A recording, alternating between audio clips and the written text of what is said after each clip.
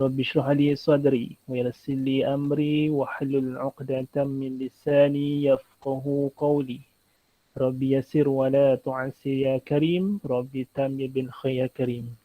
Assalamualaikum warahmatullahi wabarakatuh. Selamat datang saya ucapkan kepada semua ke webinar Persatuan Psikospiritual Islam Malaysia. Jadi pada malam ini kita nak dengarlah satu perkongsian berkaitan mengenali rawatan ataupun kita kata pengobatan lah Ruqyah Islamiah. Apakah yang dimaksudkan dengan Ruqyah Islamiah? Mungkinkah pengobatan Islam? Mungkinkah perkara mistik? Kita akan lihatlah sebentar lagi. Sidang hadirin sekalian yang saya muliakan, terima kasih diucapkan kepada pengurusan Jawatankuasa IPSA yang diraikan, yang berbahagia, para ilmuwan yang ada bersama kita pada malam ini, serta yang tidak saya lupakan sidang hadirin sekalian. Jadi sebelum kita meneruskan agenda perkongsian pada malam ini, kita punya webinar pada hari ini merupakan webinar pertama lah, siri yang pertama bagi tahun 2022. Kita buka tahun baru dengan satu perkongsian yang sangat-sangat menarik lah. Isu-isu yang sangat luas yang kita nak dapatkan sebagai panduan untuk kita meneruskan kehidupan pada hari ini. Jadi saya selaku orang tengah lah, moderator, pengerusi. Jadi izinkan saya lah untuk memperkenalkan seorang ilmuwan ataupun tokoh yang akan bersama kita pada malam ini. Beliau Dr. Muhammad Afifuddin bin Muhammad, seorang ilmuwan daripada Pendang, Kedah. Lahir pada 8 September 1980-an. Angka akhir tu tak lebih tahulah. Itu kena tanya beliau lah. Soal umur ni ada satu benda yang rahsia. 8 September 1980-an.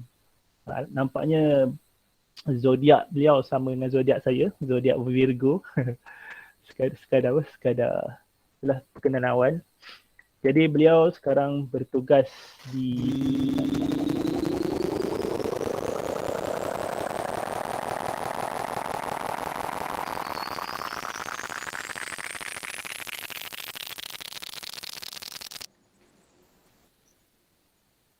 beliau bertugas di Jabatan Kesihatan Komuniti Institut Perubatan dan Pergigian Termaju Universiti Sains Malaysia Kepala Batas Pulau Pinang sebagai seorang pensyarah Universiti Kanan.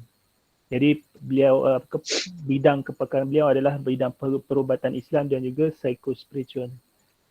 Sekadar kita nak flashback baliklah, nak melihat beliau punya CV sangat-sangat banyak. Tuan-tuan, puan-puan sidang hari sekalian boleh buka je Google, akan jumpa CV beliau. Jadi tiga pendidikan yang terkini saya nak kongsi kepada sidang hadirin. Yang pertama, beliau Dr. Muhammad Afifuddin merupakan graduan Sarjana Muda Sains Gunaan, iaitu Sains Biokesihatan dengan Pengajian Islam dari Universiti Malaya. Graduan pada tahun berapa itu pun kita rahsiakanlah, nanti dia akan boleh dikira-kira dengan usia. Kemudian beliau menyambung sarjana juga di Universiti Malaya dalam bidang yang sama. Dan akhir sekali beliau menamatkan pengajian tertinggi iaitu pengajian PhD, pengajian Doktor Falsafah di Universiti Teknologi Malaysia, UTM. Dan topik yang beliau bahaskan dalam pengajian PhD adalah berkaitan perawatan spiritual ruqyah syariah dan juga hubung kaitnya dengan isu kemurungan, isu pengobatan Islam dan dikaitkan dengan isu kesihatan mental. Dan yang sangat menarik lah saya sendiri sebagai moderator adalah beliau telah menghasilkan yang sepencarian saya lah. Beliau telah berjaya menghasilkan 3 buah buku yang sangat-sangat, orang kata seller yang sangat bagus lah, orang kata top seller lah. Yang pertama adalah buku yang dikeluarkan pada tahun 2014, iaitu buku yang bertajuk Islam dan Sains Kesihatan, Mudarat dan Manfaat Babi. Nampak? Mudarat dan Manfaat Babi. Satu tajuk yang sangat-sangat menarik lah. Dan yang kedua buku seterusnya beliau hasilkan adalah sekitar tahun 2020, iaitu isu kemurungan terapi dari sudut psikiatri dan juga spiritual. Kemurungan yang dilihat dari aspek psikiatri dan spiritual. Sinergi ataupun integrasi antara dua bidang Islamic Studies dan juga bidang perubatan. Dan yang terkini adalah buku yang terkini adalah buku berkaitan dengan ketum. Ini pun satu yang benda yang pelik dan menarik untuk kita sama-sama baca dan menelaah. Itu buku yang bertajuk Ketum, Perubatan Moden dan juga Perubatan Islam. Jadi sangat-sangat menariklah seorang ilmuwan yang saya sebut tadi, seorang researcher dan sebagainya lah yang telah mengkaji, meneroka bidang-bidang sains dan juga bidang-bidang pengajaran Islam. Jadi pada malam ini beliau akan berkongsilah kepada kita tentang topik iaitu mengenali rawatan ruqyah Islamiah. Pengubatan Islam, adakah? Ini kalau tuan-tuan puan-puan pergi kepada Facebook beliau, isu pengubatan Islam ni, adakah bercerita hanya berkaitan hantu, mistik, jin, ataupun boleh juga dikaitkan dengan bidang sains kesihatan, sains fizikal, ataupun lebih-lebih lagi isu-isu berkaitan dengan spiritual, benda yang bukan fizikal. Jadi tuan-tuan puan-puan yang dirahmati Allah sekalian, tanpa membuang masa, saya terus mempersilakan kepada panel kita pada malam ini yang berbahagia, Al-Fadhil Dr. Muhammad Afifuddin bin Muhammad, untuk meneruskan agenda. Dan sebelum saya terlupa, tuan-tuan puan-puan yang mungkin ada banyak masalah tu bukan masalah peribadi, mungkin banyak benda-benda yang nak bertanya, bolehlah kumpul banyak-banyak, 100 ke soalan ke, bolehlah. Nanti Dr. Afifuddin akan tapislah di mana kesempatan yang boleh dikongsikan. Jadi saya sebagai wakil pihak jawatankuasa mempersilakanlah yang berbahagia Dr. Afifuddin untuk meneruskan agenda atau perkongsian beliau pada malam ini. Dipersilakan. Okay. Boleh mula, insyaAllah. Okay. Assalamualaikum warahmatullahi wabarakatuh. Alhamdulillahirrabbilalamin. Hamdan hamidin. Hamdan syakirin. Hamdan yuafi ni'amahu wa yukafi'u mazidah. Ya Rabbana lakal hamdu kama yanbaghi li jalali wajhika wa 'azimi sultanik. Alhamdulillah, summa alhamdulillah wa ma taufiqi illa billah. Alhamdulillah. Terima kasih pada sahabat saya lah, Sahibu Samahah, Sahibu Fadilah Muhammad Syukri, Dr. Syukri bin Zainal Abidin. Lah kita bertemu bila? Bulan 12 kan? Bulan 11. Bulan 11 Okey, bertemu dengan Dr. Syukri dan semualah ilmuwan yang ada pada malam ini, untuk sama-samalah kita katakan kita sembang santai lah, no. Kalau kita nak sembang akademik ke sembang pun nampak tak apa-apa nak sedap lah, sebab malam-malam kan pagi lena lah. Okey. Jadi insya-Allah pada malam yang berbahagia ini kita akan berkongsi banyak benda lah berkaitan dengan isu rawatan ruqyah syar'iyah. Okey, sememangnya lah satu ruqyah syar'iyah ni kadang-kadang kita lihatlah kebanyakan bukan semualah ianya disalah artikanlah. Dan dengar saja ruqyah syar'iyah semuanya berkaitan dengan hantu, syaitan, macam istilah Dr. Ghaffar lah, SYJ, SIJ ya. SIJ, syaitan, iblis, jin. Sebelum itulah saya nak ucapkanlah terima kasihlah pada Majlis Tertinggi IPSA, Presidennya Dr. Ghaffar, Timbalannya Prof. Madya Dr. Cik Zarina dan semualah jawatan kuasa IPSA kerana berkesudian menjemput saya pada hari ini untuk sama-samalah bersama berkongsilah, sharing lah, sembang-sembang santai lah. Jadi kalau ada apa-apa nak tanya, insyaAllah saya terbukalah untuk menjawab. Kalau saya tak boleh jawab pun saya abaklah saya tak boleh jawab. Okey. Itulah. Jadi dengan malu-malu nak tanya, insyaAllah bagi kalau kita lihatlah, saya ni Muhammad Afifuddin Muhammad daripada Jabatan Komuniti Kesihatan Komuniti daripada Institut Perubatan dan Pendidikan Termaju. Siapa yang ada belah Penang ni, belah Kepala Batas ni, bolehlah datang-datang ke sinilah. Sini ada di bawah Universiti Sains Malaysia Pulau Pinang. Okey, macam Dr. Syukri beritahu, bidang kepakaran saya memang bidang ke arah psikologi, psikoterapi, terapi spiritual, khususnya lah kaitan ruqyah. Dan saya pun mengendalikan klinik lah, ada klinik dekat hospital Universiti Sains Malaysia Pulau Pinang ni, di Kepala Batah, insyaAllah. Okay, boleh next. Okay. Slide. Okay. Macam Dr. Syukri beritahulah, dia telah dia selalu membaca Facebook saya. Jadi tengok apa yang kalau kita lihat lah punca-punca, kalau kita macam saya tulis lah, kebanyakan daripada kita stigma masyarakat kita yang meletakkan bahawa apa-apa yang berkaitan dengan ruqyah ini berkaitan dengan syaitan, jin dan nilai iblis. Sedangkan isu-isu ruqyah ni lebih luas lagi. Sebab itulah apabila kita bersembang lah, kalau kita sembang lah, bukan saya nak kata kat sini pun ada medical doctor, ada yang bidang-bidang pure science. Dalam kita membicarakan tentang soal ruqyah syar'iyah ini, kadang-kadang kita ni melihat pada stigma bahawa ini berkaitan dengan benda-benda tersebut. Sedangkan kalau kita lihat di barat sendiri pun mereka dah meletakkan satu mereka meletakkan satu elemen spiritual itu di tempat yang dah tinggi dah sekarang. Kenapa mereka melihat bahawa keperluan kepada elemen spiritual itu mendesak pada hari ini kan? Terutamanya apabila berlakunya apa? Berlakunya pandemik ni lagilah mendesak. Time itulah yang tak percaya kepada Tuhan pun oh my god. Pasal time itulah dulu kalau masa sihat-sihat tak percaya kepada Tuhan, oh Tuhan ada ke tak? Tapi bila sampai tahap ni oh my god. Sampailah. Sebab itulah macam dalam hadis sebut ta'aruf ilallah fi raqa ya'rifuka fi syiddah. Manusia ni apabila dia kenal Tuhan tu masa dalam keadaan dia susah, Allah kata Allah kenal dia masa keadaan dia susah. Maksud kata apabila kita senang, kalau kita ingat Tuhan, lagilah Allah bagikan kita katakan Allah lagilah pandang orang yang memandang melihat Tuhan ini apabila berada dalam keadaan senang. Kalau susah pun Allah tengok, berbanding dalam keadaan dia senang pun dia ingat kepada Allah. Jadi dalam konsep ini saya dalam keadaan kita berbicarakan tentang soal penyelidikan ni, kita kena berlapang dada. Kita kena lapang dada. Berlapang dada maksud kata kita kena buka minda kita bahawa bukan semua, kadang-kadang kita kata ruqyah, apa benda ruqyah ni? Ruqyah. Kadang-kadang jadi takut pula. Ruqyah. Padahal benda tu, ruqyah tu bahasa Arab dia, kalau bahasa Melayu dia jampi lah. Kan, jampi bunyi pun ruqyah takut. Oh ini berkaitan dengan jin ni, berkaitan dengan setan ni. Dah.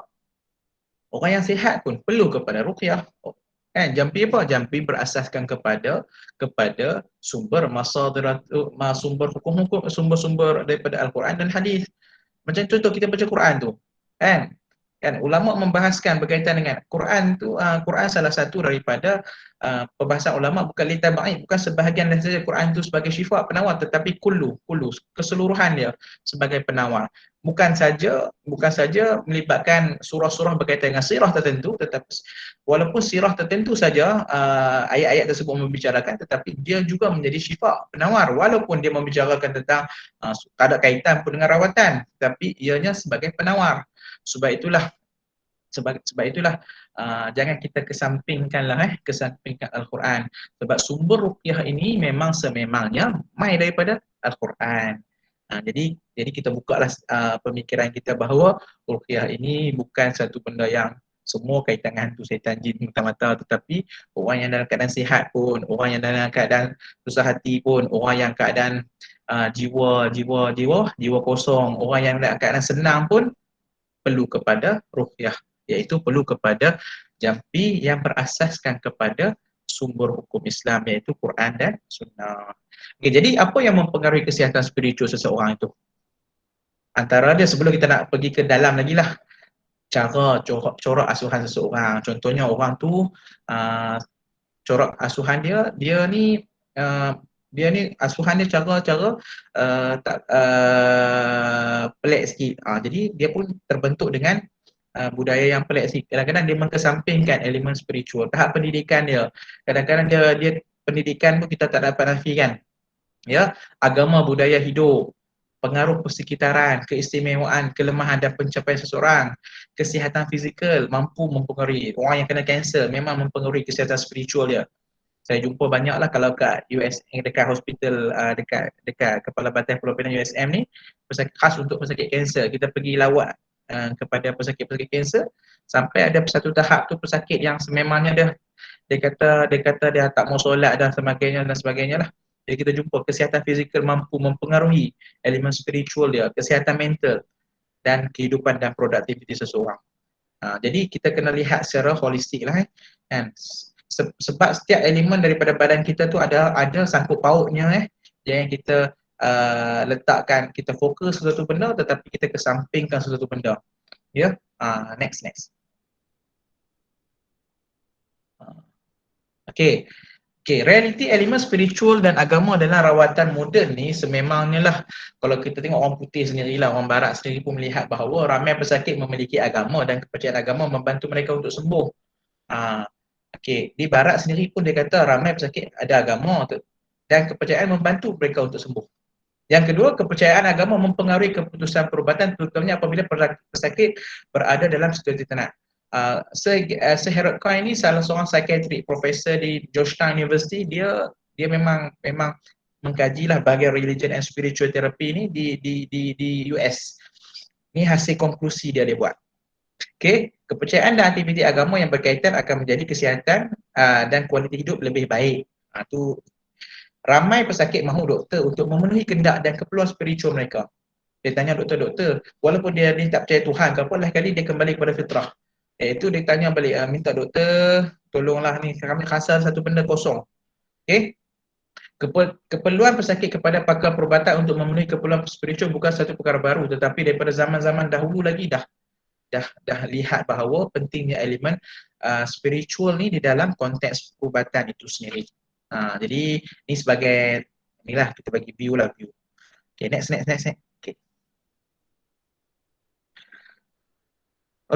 Ni penyelidikan lah, klinikal. Ni saya masuk akademik sikit lah, kita pergi santai-santai lah. Ni penyelidikan lah. Bagaimana penyelidikan spiritual dalam praktis klinikal tu banyak kan. Elemen doa, elemen macam-macam di negara-negara luar lah yang mempengaruhi lah bagaimana praktis, penyelidikan berkaitan spiritual mempengaruhi praktis klinikal. Next.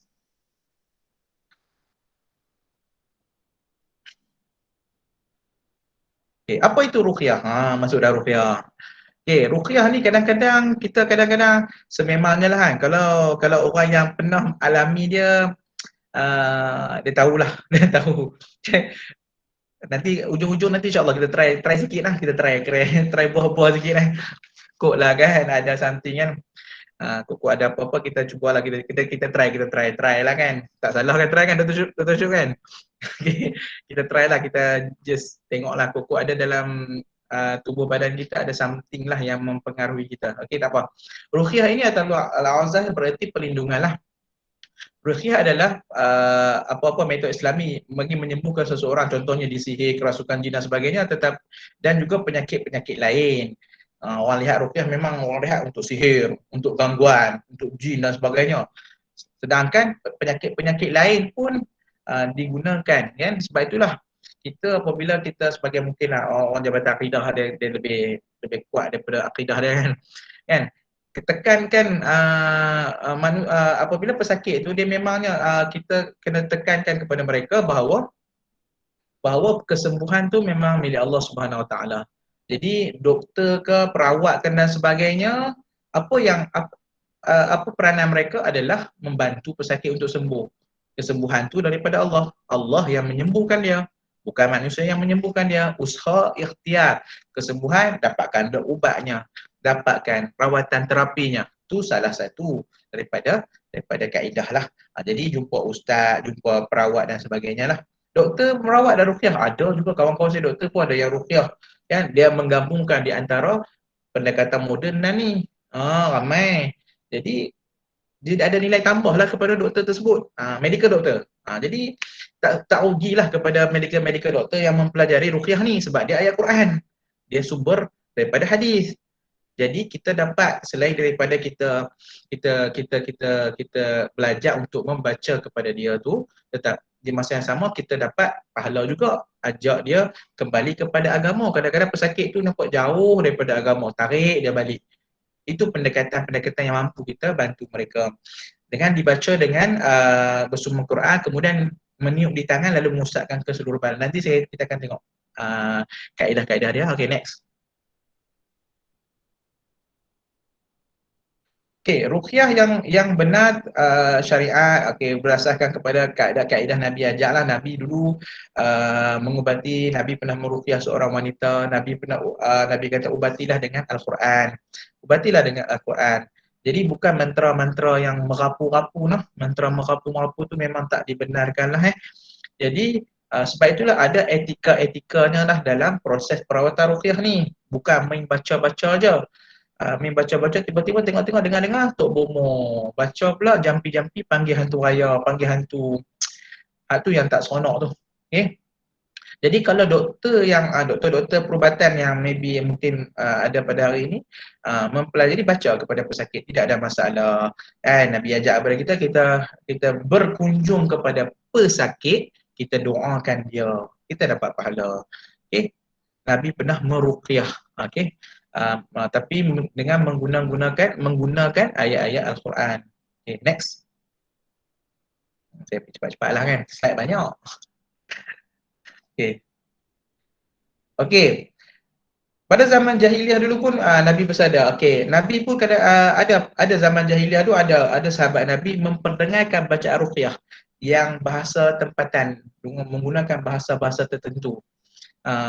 Jadi Nabi kata, okay, Nabi dengar, okay, Nabi kata, okay, ni okay, tak syirik. Jadi boleh proceed. Macam tu. Ada juga dalam masyarakat Melayu kita pun ada juga mantra-mantra yang jampi. Mantra tu punya pelik kan, jampi yang tak bersalahan. Tetapi di masa yang sama makna dia pun okey, ni pun okey. Tapi kena berhati-hati. Sebaiknya untuk elak dia, kita ambil ayat-ayat Quran untuk dibacakan doa. Jadi tidak ada masalah lah. Jadi tidak ada unsur syirik, boleh diamalkan bacaan-bacaan tersebut. Okay, next. Saya pergi cepat-cepat no. Perbincangan kita tengoklah kandungan perbincangan. Okay, next. Okay, terus. Okay. Kalau kita lihat Ibn Qayyim kata ada 3 aspek lah dalam proses perubatan Nabi ni, Tibbun Nabawi ni. Pertama, ubat-ubatan tabi'iyah ataupun ubat-ubatan bersumberkan kepada ni, orang kata sumber-sumber daripada alamiah ni. Kedua, perubatan ilahiyah, ruqyah, jampi dan doa-doa. Yang ketiga, gabungan dua-dua. Jadi kalau kita ni kalau kita mampu untuk buat dua-dua tu, nilai tambah yang hebat lah bagi seseorang perawat lah. Jadi bagi seorang perawat tu, kalau dua-dua dia boleh gabungkan, alhamdulillah, insya-Allah. Macam saya tak reti sangat bahagian alopatik ni. Jadi kalau datang ke klinik saya pun di USM ni, dia pesakit akan melalui klinik psikiatrik dulu. Dia akan datang klinik bila dia datang kepada nurse saya, dia orang akan lalui psikiatrik dulu. Dia akan check psikiatrik dulu, kemudian psikiatrik tu akan decide tolak ke bahagian spiritual jika dia kata ni bukan kerja psikiatrik. Dia dapat bezakan lah. Okey, seiring dengan perkembangan mata, okey, ruqyah ini dikenali sebagai complementary dan ianya telah diiktiraf lah di bawah Kementerian Kesihatan, di bawah bahagian traditional and complementary. Kalau tengok statistik, orang menggunakan pendekatan rawatan terapi ini 20 ke 30%. Terapi selain daripada rawatan moden, maksud kata tinggi. Jadi Kementerian Kesihatan dia buat rule and regulation dia bina sistem dia, dia iktiraflah perubatan Cina-nya, perubatan India-nya, perubatan homeopatinya, salah satu dia perubatan Islam. Jadi perubatan Islam dah masuk dalam sistem tersebut, tetapi di hospital-hospital masih belum ada lagi. Di hospital itu memang ada bahagian traditional and complementary, tetapi tidak ada lagi ustaz-ustaz kan yang ada kat situ untuk memberikan perawatan ruqyah, sebab ada lagi dia punya fasa-fasa lagi lah. Okay, next. Okay, perkara ghaibiyat. Okay, perkara ghaibiyat ni kita tak nafikan. Benda-benda berkaitan ni orang relatekan ruqyah ni dengan perkara-perkara ghaibiyat. Ghaibiyat ni berkaitan dengan Allahnya, malaikatnya, titiran siratnya, akidah yang benar, iman selari dengan syarak merupakan asas kepada muslim, merupakan kehidupan dia. Okay, ni bagi tahu lah. Okay, perkara-perkara ghaibiyat ni. Jadi ruqyah ni berkaitan dengan perkara-perkara ghaibiat. Kadang-kadang kita kata, ish, bagaimana ruqyah ini boleh memberikan kesan kesembuhan? Itu persoalan-persoalan yang perlu dikaji oleh orang-orang macam Dr. Syukri lah. Okay. Dan kat sahabat-sahabat Genting IFSA lah, bina kita katakan tim yang ada, kita boleh berdiskusi untuk kita hasilkan banyak penyelidikan berkaitan dengan ni. Jadi hasil ni, output dia boleh digunakan oleh kementerian-kementerian untuk kita buktikan bahawa pendekatan-pendekatan ini adalah bersesuaian. Untuk pengetahuan semualah, saya bersama sahabat saya lah, ada sahabat saya pakar dalam bidang toksikologi. Ni saya tak cerita lagi kat orang, okey. Okey, kami try, cuba dan try, tak salah kan. Dengan ada sedikit grant, kami try lah. Kami try buat terapi kepada sel kanser lah, sel kanser kolon dan breast cancer. Memang output dia sangat-sangat menakjubkan lah, menakjubkan. Terapi ruqyah kepada sel-sel kanser. Okay, di Makmal dengan pakar sahabat saya, pakar toksikologi, kita buat sel kolon dengan sel, dan kami apply beberapa grant lah. Tengah tunggulah, ada satu grant kami tengah tunggu, tak tahulah lepas ke tak kan. Kadang-kadang lepas tengok apa ni, tak apa, kita try tak salah kan. Okay. Memang menakjubkan. Tapi tak apalah, itu permulaan, tak ada lagi, nanti rentetan tu ada lagi, kita apa. Next. Okay, konsep perubatan Islam. Perubatan Islam adalah, kita katakan, kita dah baca term-term Arab, al-wiqayatu khairum minal ilaj, kan, pencegahan itu lebih baik daripada merawat. Islam ajarkan kepada kita penjagaan dan rawatan. Sebab itulah setiap penyakit ada ubatnya. Likulli da'in dawa. Setiap penyakit ada ubatnya.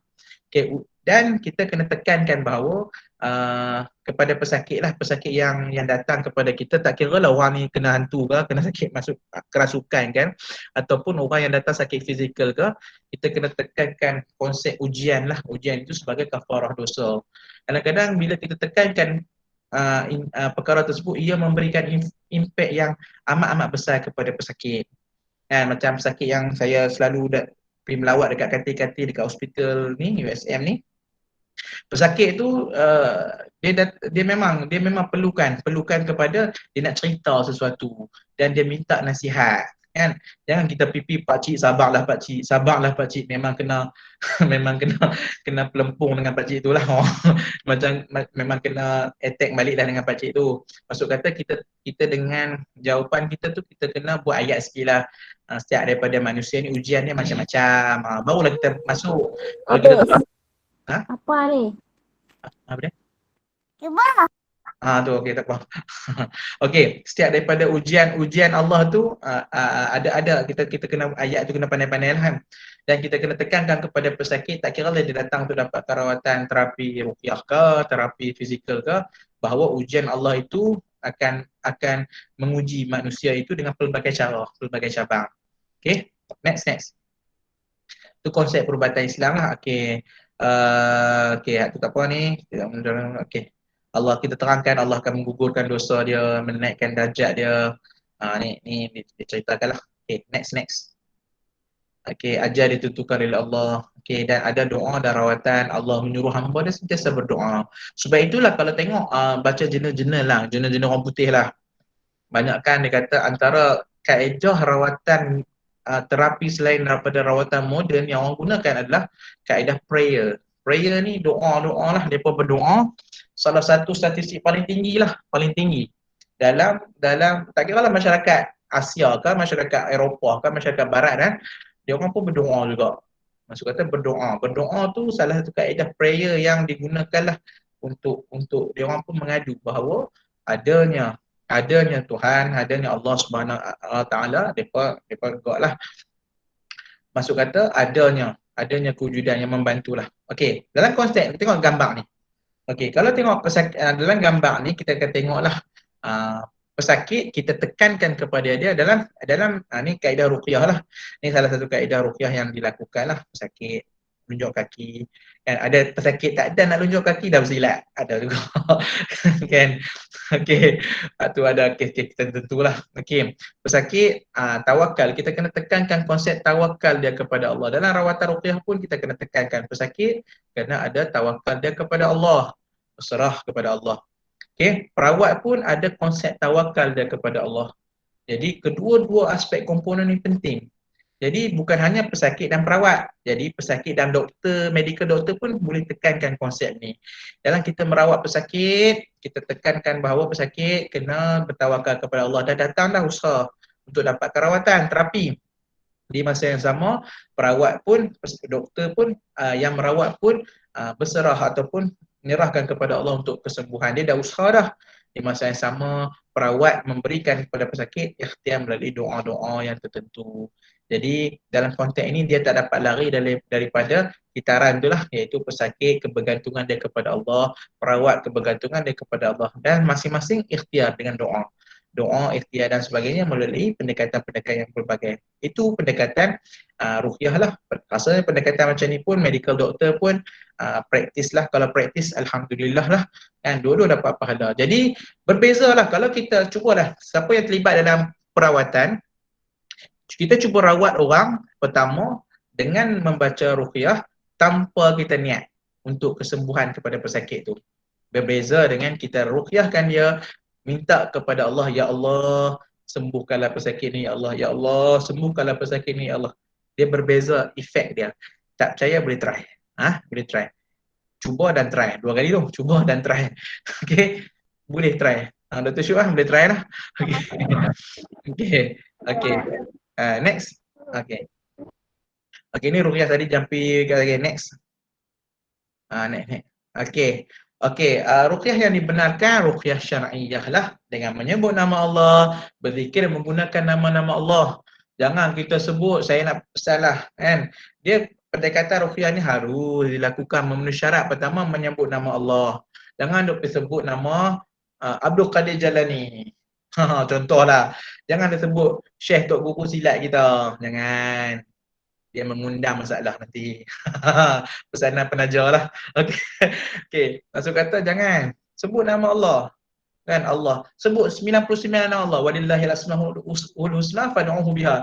Berdoalah dengan nama Allah. 99 tu ada. Tak sebut nama Allah, sebut Ar-Rahman kan. Tak sebut nama Allah, sebut nama Allah. Nama Allah yang lain pun tak ada masalah. Tapi sebut nama Allah dalam proses rawatan. Kan? Selain daripada nama Allah boleh nak pakai, Ustaz boleh nak pakai yang lain? Boleh. Contoh kita badan kita lemah, kita sebut ya Qawi ya Allah, ya Qawi ya Qawi untuk kuatkan balik badan kita, ya Qawi. Ataupun kita sebut ya Dzal Jalali wa Ikram. Kita sebut ya Rahman ya Rahim sebagai terapi. Macam selalu yang tim Dr. Syuk selalu ni kan, ya Latif kan, ya Latif, ya Latif, ya Latif. Antara terapi-terapi yang boleh digunakan, sebut nama Allah. Macam tu juga, kalau contohlah non-Muslim datang kepada kita, macam pasien-pasien saya banyak daripada bukan daripada India, China yang datang klinik psikospiritual. Takkan kita nak bagi, awak ni kena hafal suratul Baqarah, ayat ni, mana? Kita bagi nama-nama yang pendek ni lah. Kita bagi nama ya Rahman, ya Rahim, ya. Kita sebut nama-nama tersebut. Macam sahabat-sahabat saya kalangan pensyarah yang India ke China ke, saya beritahu, ya Latif, ya Latif. Dia kata, "Woi, dia kata, ai sebut ni rasa lain tu." Tu tak sebut lain ni. Okay. Tu baru dia sebut nama-nama Allah. Contohnya nama ya Latif ke, dia sebut saya selalu bagi ya Latif, lagi saya bagi apa? Ya Rahman, ya Rahim. Suruh dia hafal. Kan? Mungkin dia kata bila dia sebut nama Allah tu mungkin dia kata ini nak ajar aku ni kot. Tapi bila sebut nama-nama lain, nama-nama Allah yang lain, dia kata rasa lain lah. Dia rasa tenang, pelik lah dia kata. Passion. Jadi tak perlulah kita bagi ayat-ayat terlampau panjang untuk dia baca. Kan, ayat-ayat panjang nanti dia baca apa benda kan, dia baca kan pelik-pelik kan. Dan suruh dia mendengar. Suruh dia mendengar. Antaranya Syekh Masyari dia suruh dia baca. Dengar surah-surah tertentu, dia dengar. Memang dia feedback, dia orang feedback memang dia orang rasa tenang dalam apabila mereka membaca surah-surah tersebut. Kedua, bacaan ruqyah itu bacaan dalam bahasa Arab dan dapat difahami maknanya. Ni menurut Yusuf Al-Qaradawi lah, Syekh Yusuf Al-Qaradawi, bacaan bahasa Arab, tapi bahasa lain pun boleh, tapi tengok makna tertentu lah. Jangan duk panggil ada kes lah, dia bawa satu ni, dia kata saya duk amal ni daripada kecil ya Ustaz. Dia kata amal apa benda, tengok loh, wahai si maling kundang, apa gunung jerai apa benda termasuk sekali. Tu dah kata dia masuk habis, maling kundang masuk, gunung jerai pun masuk. Wahai Syekh Broga, dia masuk Syekh Broga pula masuk. Sudah. Jadi kena jaga-jaga dalam proses perawatan, takut silap.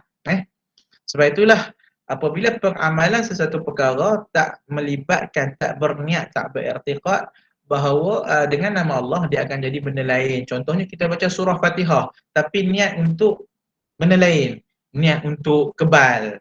Memang badan kita akan kebal, tapi dia bersalahan dengan ayat tersebutlah. Jadi kena jaga-jaga. Aku nak belajar silat, contoh aku beramal tu untuk aku kebal, problem. Aku beramal, dia jadi ruqyah, tapi ruqyah jadi ke arah macam nak ke arah syirkiyah lah, ke arah benda-benda syirik. Jadi kena jaga-jagalah, jampi-jampi itu kenalah berasaskan untuk mengelak unsur-unsur syirik. Okey. Terus next. Okey, Nabi Muhammad sallallahu alaihi wasallam pernah, kita ketahuilah Nabi Muhammad sallallahu alaihi wasallam pernah orang duk bahas lah Nabi kena sihir ke dan sebagainya. Ya, Nabi pernah, dalam hadis Bukhari Muslim ada Nabi pernah disihir dengan Labid bin Asam, seorang Yahudi. Dia ambil sikat rambut Nabi tu, dia buat jampi-jampi dan dibuang di dalam telaga Zarwan. Dan Nabi sakit. Nabi memang sakit. Dan malaikat datang untuk merawat Nabi. Merawat Nabi. Malaikat Jibril datang merawat. Jadi bayangkan Nabi Muhammad sendiri pun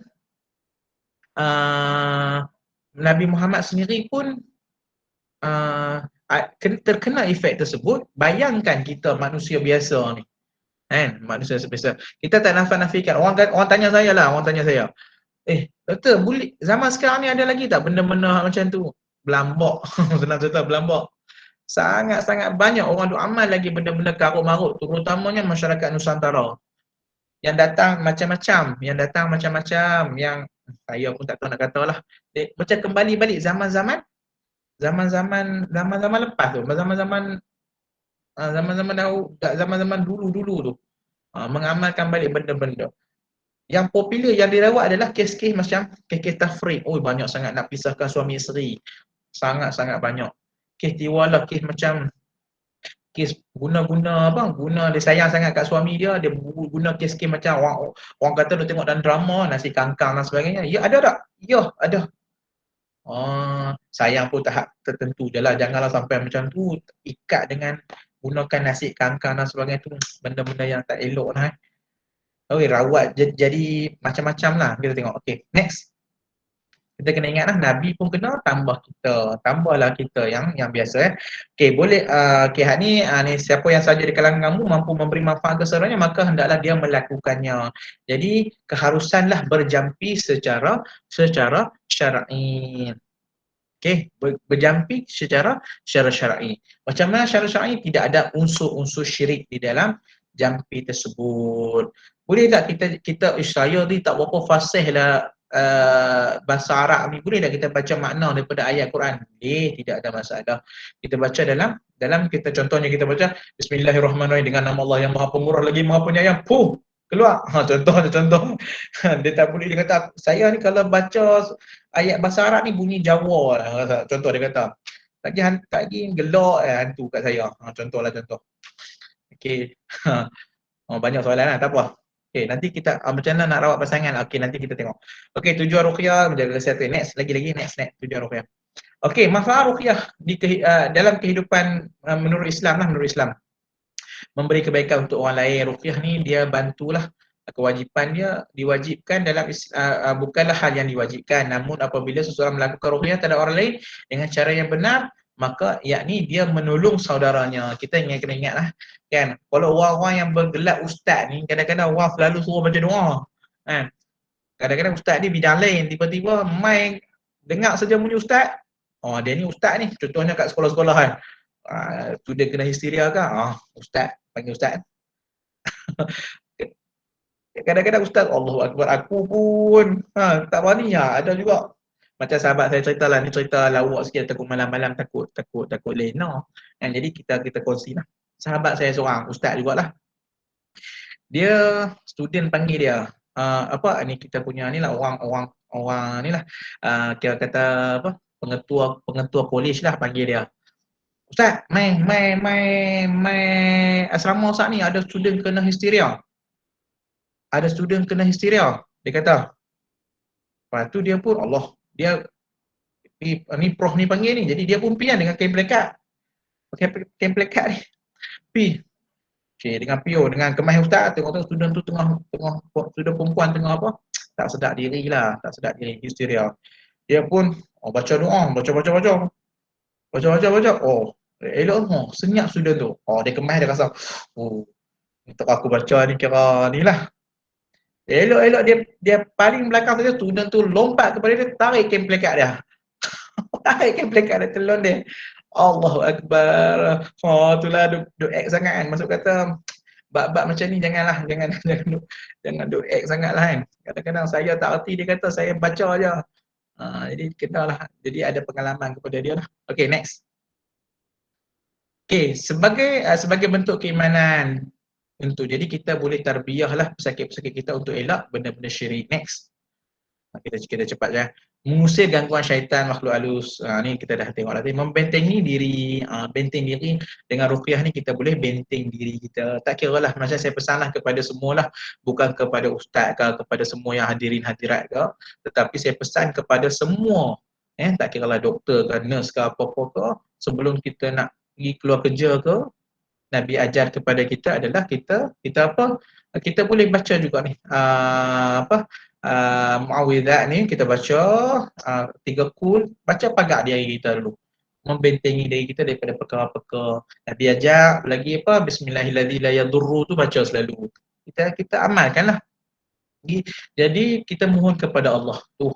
Jadi dia amat kuatlah, kita mohon kepada Allah SWT. Niat sebenarnya ubat ampuh untuk berlindung daripada kejahatan. Dan apabila kita sentiasa mulut kita membaca ruqyah, tengok contohnya basic 3 kul, kita baca 3 kul ruqyah. Kita bukan baca ruqyah dah 3 kul, itu sudah kita baca. Dia boleh berlindung kita daripada melakukan daripada kejahatan-kejahatan yang akan kena kepada kita. Jadi kita yakin bahawa kita ni ada Allah Subhanahu Wa Taala, kita memohon kepada Allah. Allah suka kita minta kepada dia. Kan? Manusia kalau kita nak minta selalu meluat, tapi Allah sangat-sangat dia suka kepada orang yang selalu meminta kepada dia. Itu kita kena pegang. Menjaga diri daripada sesuatu. Tu Nabi ajar doa Al-Ikhlas, An-Nas, Al-Falah. Membaca 3 surah tersebut dapat melindungi diri daripada sesuatu yang buruk. 3 kutu ruqyah kan? Ya, 3 kutu ruqyah. Basic. Jadi kalau orang yang ada sakit teruk, saya kata kepada dia selalu kelaziman dia ambil satu surah, jadi kelaziman dia baca. Contohnya surah pendek je, Al-Ikhlas dia baca. Kelaziman, macam dia cinta surah tu, dia baca selalu.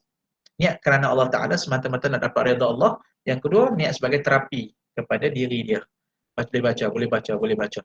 Seterusnya dapat menyembuhkan penyakit. Ya, kita tak nafikan. Kadang-kadang orang kata, boleh sembuhkan penyakit, kan?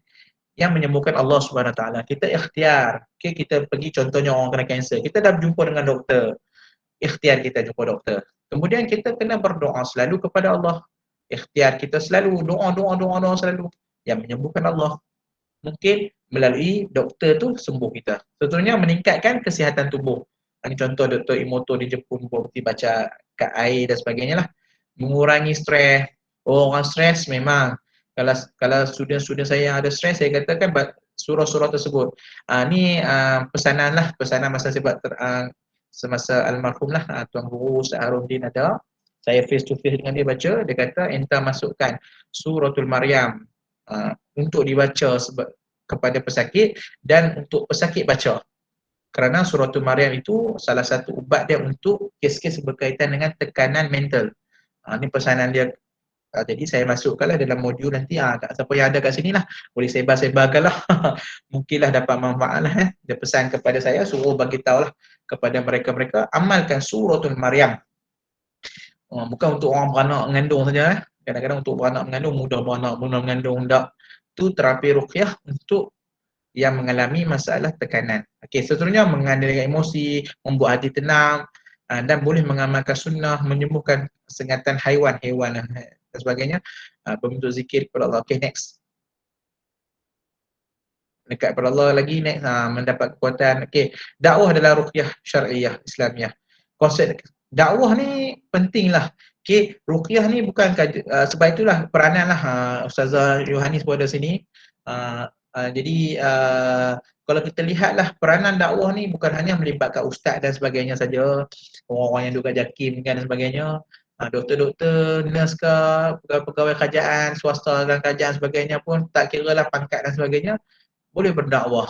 Boleh berkhidmat dengan mengajak orang kepada kebaikan.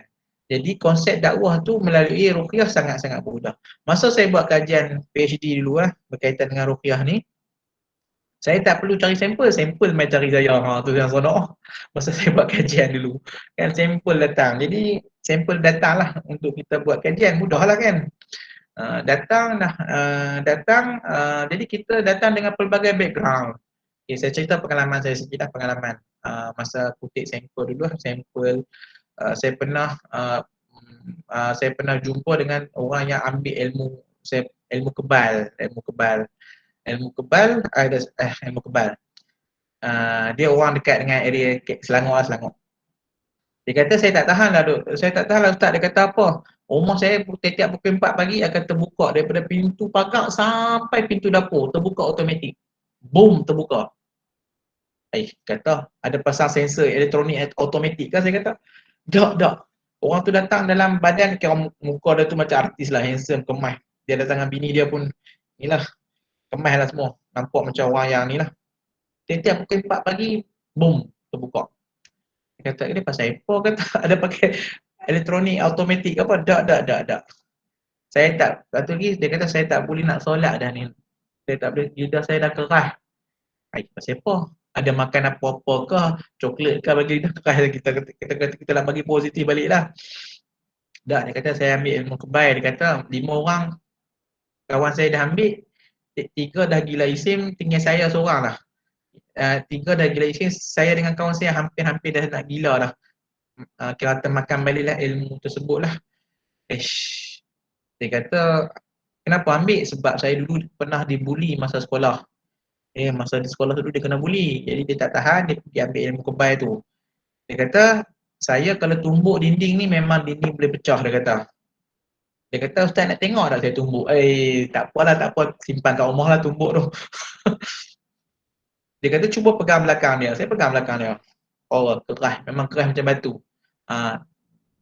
Dia kata, bomoh tu masukkan makhluk tu lah dekat belakang saya dan dijamu air kelapa yang ada mentera masuk ke dalam badan saya. Saya pernah pergi Mekah untuk terapi. Orang kata pergi Mekah untuk terapi. Dia pun pergilah terapi kat Mekah. Duduk depan Kaabah. Tak boleh baca apa. Nak solat tak boleh. Lidah keras. Memang keras. Jadi macam orang yang orang kata kena OKU lah. Lidah keras. Tapi cakap biasa boleh lepas-lepas. Tapi nak sebut Fatihah tak boleh. Jadi orang-orang yang macam ni, kita tak boleh bagi ayat-ayat panjang kepada dia untuk dia kata, oh kena baca ni. Tak, kita bagi pendek-pendek kepada dia, cuba terapi. Jadi orang-orang macam ni kita kena bawa dalam konsep dakwah ni. Pendekatan ruqyah ni pun salah satu medium dakwah yang kita boleh ajak kepada orang-orang semualah. Jadi kita ajak melalui konsep dakwah lah. Next. Wa ma ahsanu qawlan mimman da'a ila Allah wa amila salihan wa qala innani minal muslimin. Ni adalah atau next. Ud'u ila sabil rabbika bil hikmah wal mau'izatil hasanah. Jadi dalam ni diajar kepada kita pendekatan hikmah bijaksana tu. Sebab orang yang datang untuk dapatkan rawatan ruqyah tu macam-macam. Ada yang dia contohnya lah pengalaman saya hampir 12 tahun dalam bidang rawatan ni. 12 tahun dalam rawatan, orang yang datang tu macam-macam. Kadang-kadang dia nak masuk pusat rawatan baru dia bubuh tudung dia. Tudung baru pakai. Kat luar tak pakai, kat dalam dia masuk baru nak pakai tudung. Dia segan.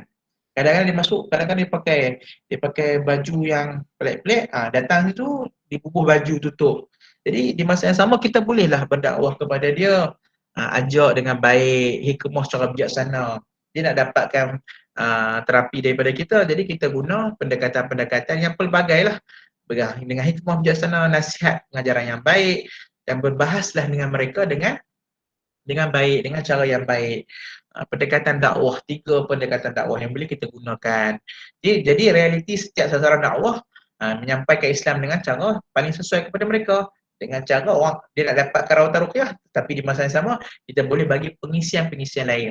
Jadi konsep KSK Care lah, ni masuk sikit lah KSK Care ya. Jakim ni perkenalkan tu sangat-sangat baiklah. 3 benda perkara asas yang diterapkan di KSKK. Pertama, konsep tu kaunseling syar'i, psikospiritual Islam, dan ketiga ilaj syar'i. Tiga-tiga komponen ni saling lengkap melengkapi. Jadi dia boleh jadi medium dakwah kepada orang yang datang pelbagai background. Kadang-kadang dia datang macam-macam, dia nak dapatkan pertolongan, jadi kita boleh bantu dia dengan cara apa? Mula-mula mungkin melalui ruqyah dulu. Dia tak boleh nak baca apa-apa, kemudian masuk ke kaunseling ke, masuk ke psikospiritual ke. Banyak pendekatan-pendekatan. Jadi tahniah kepada Jakim lah yang buat tu di Masjid Besi lah. Okay, next. Syarat perawat lah. Dalam rawatan ruqyah ini, perawat-perawat kenalah, kita tahulah. Menurut Syekh Abdullah Ibn Jibril kata apa? Baca Al-Quran dengan baik kan. Jadi dia kena baca dengan bacaan yang baik. Memang kita tak dapat nafikan apabila merawat, memang bila merawat melibatkan SIJ ni, syaitan iblis jin ni, kadang-kadang kan orang yang baru nak jadi perawat ni, kadang-kadang dia baca 3 ku, tiba-tiba dia jadi ketak sampai termasuk ayat kursi. Dia baca Khuliah tu tak jumpa jalan penutup. sebab first time. Okay. Jadi orang yang perawat ni dia kena baca dengan bacaan yang baik. Kadang-kadang orang yang terasuk tu dia gelak balik. Baca macam ni je. Jadi kena perhati. Yang kedua, berakidah dengan akidah sahihah. Akidah yang betul lah, dengan akidah yang merapu-rapu lah. Kami banyak macam-macam lah. Ajaran itu kan yang tu mimpi akhir zaman lah, apa benda terbaru ni, terbaru apa, macam-macam lah, lihat banyak pelik-pelik. Beramal dengan amalan soleh. Tidak semestinya mempunyai ilmu khusus atau ilmu yang mendalam. Tak mestinya mendalam, tapi syarat perawat tu dia ada 3 asas tu, atas tu okey dah. Niat yang ikhlas membantu bukan untuk mendapatkan upah. Tidak salah kita meminta upah untuk merawat. Dan kadang-kadang janganlah letak terlampau tinggi. Sebab itulah proses merawat, melahirkan ramai-ramai perawat ni pentinglah supaya kita dapat menutup tok-tok pawang bomo yang pelik-pelik kan. Kadang-kadang tok-tok bomo pawang ni dia bubuh kepiah jalan, tiba-tiba dia guna mentera jampi syirik yang menyebabkan efek kepada perubatan Islam. Jadi kita kena tengoklah. Next. Okay, sasaran dakwah lah kepada pesakit. Kalau ruqyah ni memang ada satu entiti tengah tu, jin, pesakit, jin ataupun pesalah. 3 komponen ni. Okay, sebab dakwah ni 3 orang ni, 3 aspek ni. Jadi dalam proses ruqyah ni kita jangan fikir dalam kepala kita untuk kita just nak rawat dia je. Bukan nak rawat dia, tapi kita kena bantu dia, bawa dia, kalau dia jauh daripada Allah, tarik dia balik kan. Dan juga melibatkan siapa lagi? Jin. Melibatkan juga dengan orang yang melakukan. Sebab ada kes saya ni seronok kita buat eksperimen. orang sains ni dia kaji, dia kita kaji kan. Jadi kita tahu, kita contohnya lah, kes-kes ada beberapa kes lah. Contohnya pesakit tu kerasukan, kes sihir lah, contoh jin tu kata dia ni buat apa, contoh dia buat, okey, Tok Bomo sekian kat sana. Jadi saya happy lah jumpa Tok Bomo tu. Jumpa Tok Bomo, pakcik saya pernah jumpa saya jumpa Tok Bomo tu. Pakcik, jin kata ada pakcik buat kat seseorang tu kan. Pakcik tu kata, ya memang saya buat. Sajalah, tak apa. Kita just nak tally kan cerita. Banyaklah kadang-kadang jin bohong lah macam-macam kan, bohong lah macam-macam. Jadi just kita buat kajian. Okay, next. Kaedah dakwah kepada pesakit. Pertama, tanya latar belakang pesakit. Nanti orang yang ruqyah ni kita tanyalah latar belakang pesakit dulu jangan main-main. Okey, main sini sat, terus kita rawat dia. Kan? Ada saya jumpa satu kes dia rawat tu, dia tekan sampai pesakit tu menjerit, kata aku jin, pesakit mengaku dia jin. Sedangkan perawat tu tekan sampai terkeluar kulit dia, isi dia tu habis, lebam habis dia tekan. Jadi kena tanya maklumat pesakit dulu. Jelaskan konsep rawatan dan penyembuhan dalam Islam. Konsep 10 kaedah Nabi. 10 kaedah perawatan Nabi. Nabi ada 10 kaedah kalau kita buat kajian. 10 kaedah Nabi ajak. Bagaimana Nabi dapatkan rawatan dan merawat. 10 kaedah. Ketiga, memberi kefahaman tentang ujian Allah. Contohnya pesakit tu dia rasa, salah satu dia akan rasa tenang apabila kata ni ujian Allah. Ujian Allah ni macam sekian-sekian, kita bagi tahulah. Jadi patutkah manusia ahsiban nasu an yutraku an yaqulu amanna wa hum la yuftanu. Patutkah manusia menyangka bahawa mereka akan dibiarkan dengan hanya berkata kami beriman sedangkan mereka tidak diuji. Jadi kita kena abak kepada pesakit sekian, ujian Allah ni macam ni sekian. Kita kena pandai bab-bab ni. Orang-orang kaunseling terror lah ni. Ustazah Yohani ni terror ni. Okey.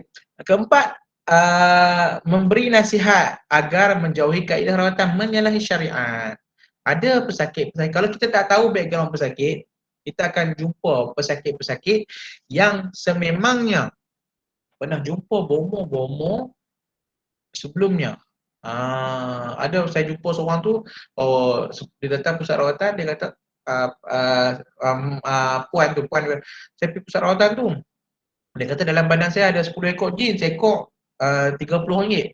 Kalau 10 ekor, 10 kali 3, 300 kelak 300 bagi kat Tok Bomo tu. Jadi kena nanya kat dia. Okey. Jadi kena bagi nasihat, jauhi perawatan-rawatan yang bertentangan dengan Islam. Okey, seterusnya kelima, keempat. Tak ada. Adapun perbuatan mengunjungi dukun. Dukun-dukun ni memang yang salah lah, menyeru kepada makhluk selain daripada Allah. Perbuatannya ada 2 hukum. Pertama, syirik.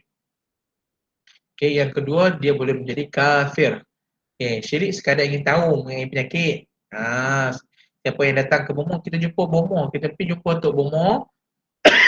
Tok Bomo tu kata sekian. Padahal awak datang kepada saya ni, awak ada penyakit sekian. Kalau kes macam tu selalunya dia ada khadam. Kalau dia khadam. Okey, contohnya kita datang kepada dia. Apa yang dia beritahu macam doktor kat hospital lah beritahu sebiji. Dia ada khadam. Khadam itulah yang membisikkan kepada dia. Jangan terasa terkejut sangatlah. Terkejutnya, dia ni terornya. Jangan. Dia menjadi kafir, bertanya dukun, menjadi berita-berita dukun tersebut. Okey, contoh. Okey, yang kelima, mengajarkan kepada pesakit agar beramal dengan ruqyah syar'iyah, ayat-ayat Quran, zikir-zikir. Contohnya, kita boleh bagi pesakit amalan-amalan. Sebab itulah amalan-amalan yang kita nak bagi kepada pesakit bertahap. Tengok kepada pesakit. Janganlah pesakit tu datang baru dia belajar alibata. Kita bagi surah-surah. Okey, dia ada masalah suami isteri. Jadi aku bagi kepada dia surah tersebut wattaba'u ma tatlu. Dia baca wattaba'u tu ayat 102 tu baca sampai habis sekian-sekian. Ulang sekian-sekian ni, dia mau baca alibata. Dia tak tahu dia, sebab itulah siasat background pesakit tu penting dulu. Tengok background pesakit dulu sebelum kita bagi sesuatu yang besar. Kalau dia tak boleh nak baca, kita bagi benda-benda yang rendah-rendah dulu. Alladzina amanu wa tatma'innu qulubuhum bi dzikrillah. Konsep dia kita bagi sesuatu yang dapat apa? Menenangkan, mententeramkan hati dia. Ala bi dzikrillah tatma'innul qulub. Ayat lain, faman yuridillahu an yahdahu yashrah sadrahu lil Islam. Siapa yang Allah kehendaki, Allah akan lapangkan dada dia kepada agama Allah. Jadi kita cuba lapangkan diri dia dengan suruh dia banyakkan zikrullah. Next. Okay. Okey, dakwah tadi dakwah kepada pesakit ni, dakwah kepada ni ruqyah orang jin lah. Tadi kita masuklah bab-bab jin sikit kan. Okey, pertama memang tak dapat lari dah ruqyah ni ada kaitan sebab benda ghaibiat. Benda-benda ghaibiat ni kita baca selalu dalam surah Al-Baqarah yang awal tu Alif Lam Mim zalikal kitab la raiba fihi hudan lil muttaqin. Zalikal kitab la raiba fihi. Al-Quran kitab yang tidak ada keraguan. Alladzina yu'minuna bil ghaib. Orang yang apa? Yang beriman kepada perkara-perkara gaib. Jadi jin tu perkara-perkara gaib. Ada suratul jin di dalam Al-Quran. Tadi kita tengok statistik lah kan. Kalau sempat kan. Kita tengok statistik. Memang ayat-ayat apa? Berkaitan dengan jin syaitan ni banyak disebut dalam Al-Quran. Okey. Pertama, perhatikan keadaan jin tersebut sama ada tenang. Maksud kata jangan tengok kata mana nampak jin. Maksud kata tenang, perawat boleh berbincang menggunakan kaedah yang lembut. Okey, contohnya kerasukan, kita boleh berbincang dengan pesakit. Okey, tembaklah.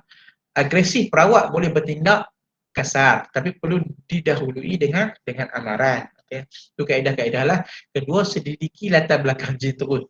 Jin tersebutlah punca mengganggu manusia, dihantar, dizalimi, menzalimi, suka dan lain-lain. Berapa bilangan tidak semestinya betul. Jadi kita kena selidik. Jadi kita kalau just nak tanya sonok-sonok hang ni berapa orang, berapa ekor dalam badan ni kan. Contohlah kan. Sonok-sonok lah. Percaya tu tak tepi dulu. Ini dia kuat bohong. Kuat berbohong. Okay, next. Ketiga, serulah kepada Islam. Ajak dia kepada Islam. Okay, banyak sekiranya jin tersebut tidak mahu Islam, jangan paksa. Dalam 12 tahun pengalaman rawatan, memang tak nafikanlah saya ni banyaklah kaedah-kaedah yang kita gunakan adalah kaedah berdakwahlah kepada makhluk-makhluk ni lah yang bernama jin dan sebagainya ni. Bila kita berdakwah kepada mereka, ada yang masuk Islam keluar terus, memang tak main dah. Alhamdulillah. Memang banyak kes yang dia keluar terus, dia tak main dah.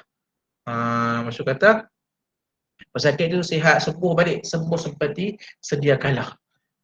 Jadi kaedah pendekatan tu pelbagai lah. Sebab itulah kalau kita baca banyak kitab-kitab Syekh Abu Wahid Abu Salam Bali, dia juga menggunakan kaedah teknik dialog untuk berdakwah kepada makhluk yang bernama jin tersebut. Pelbagai pendekatan-pendekatan yang dia gunakan.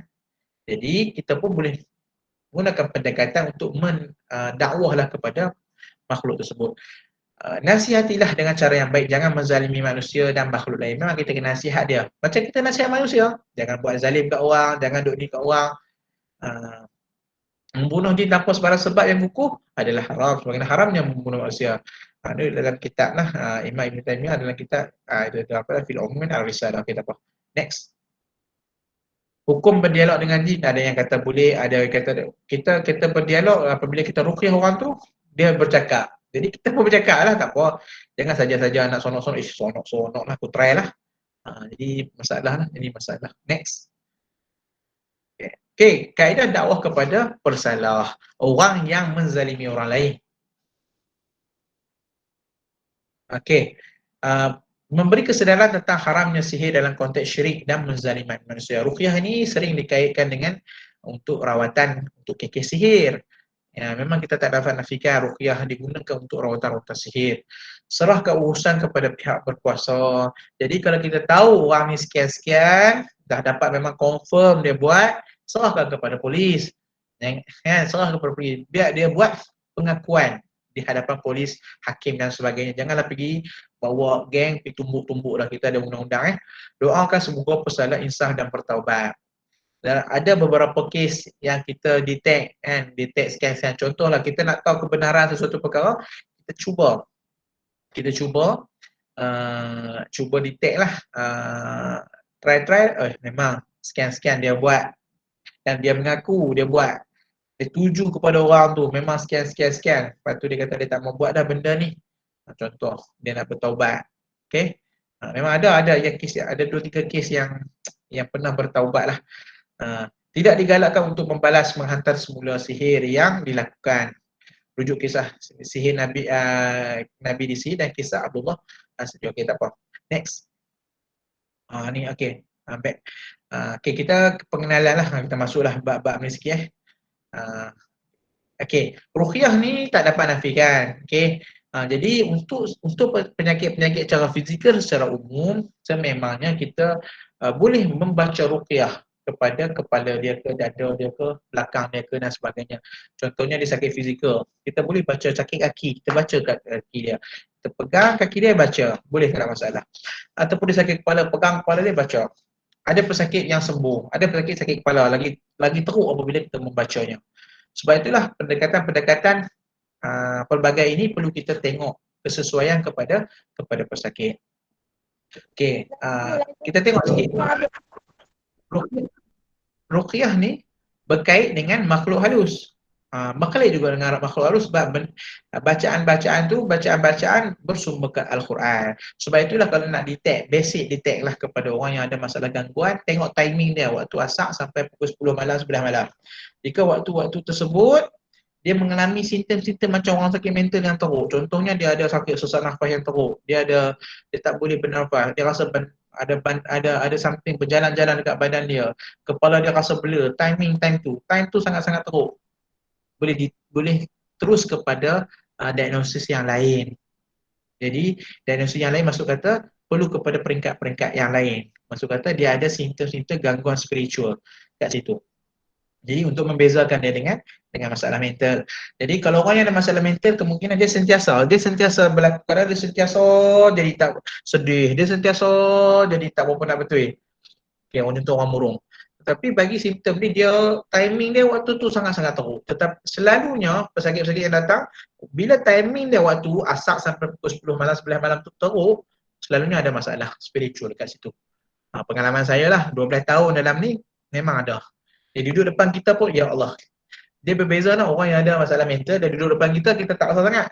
Tapi orang yang ada masalah spiritual, dia duduk depan kita, kita boleh rasa. Dia punya aura tu dah rasa dah. Okay, banyak kes lah yang penuh, yang kalau kita dah duduk depan kita, kita dah rasa lain dah tu.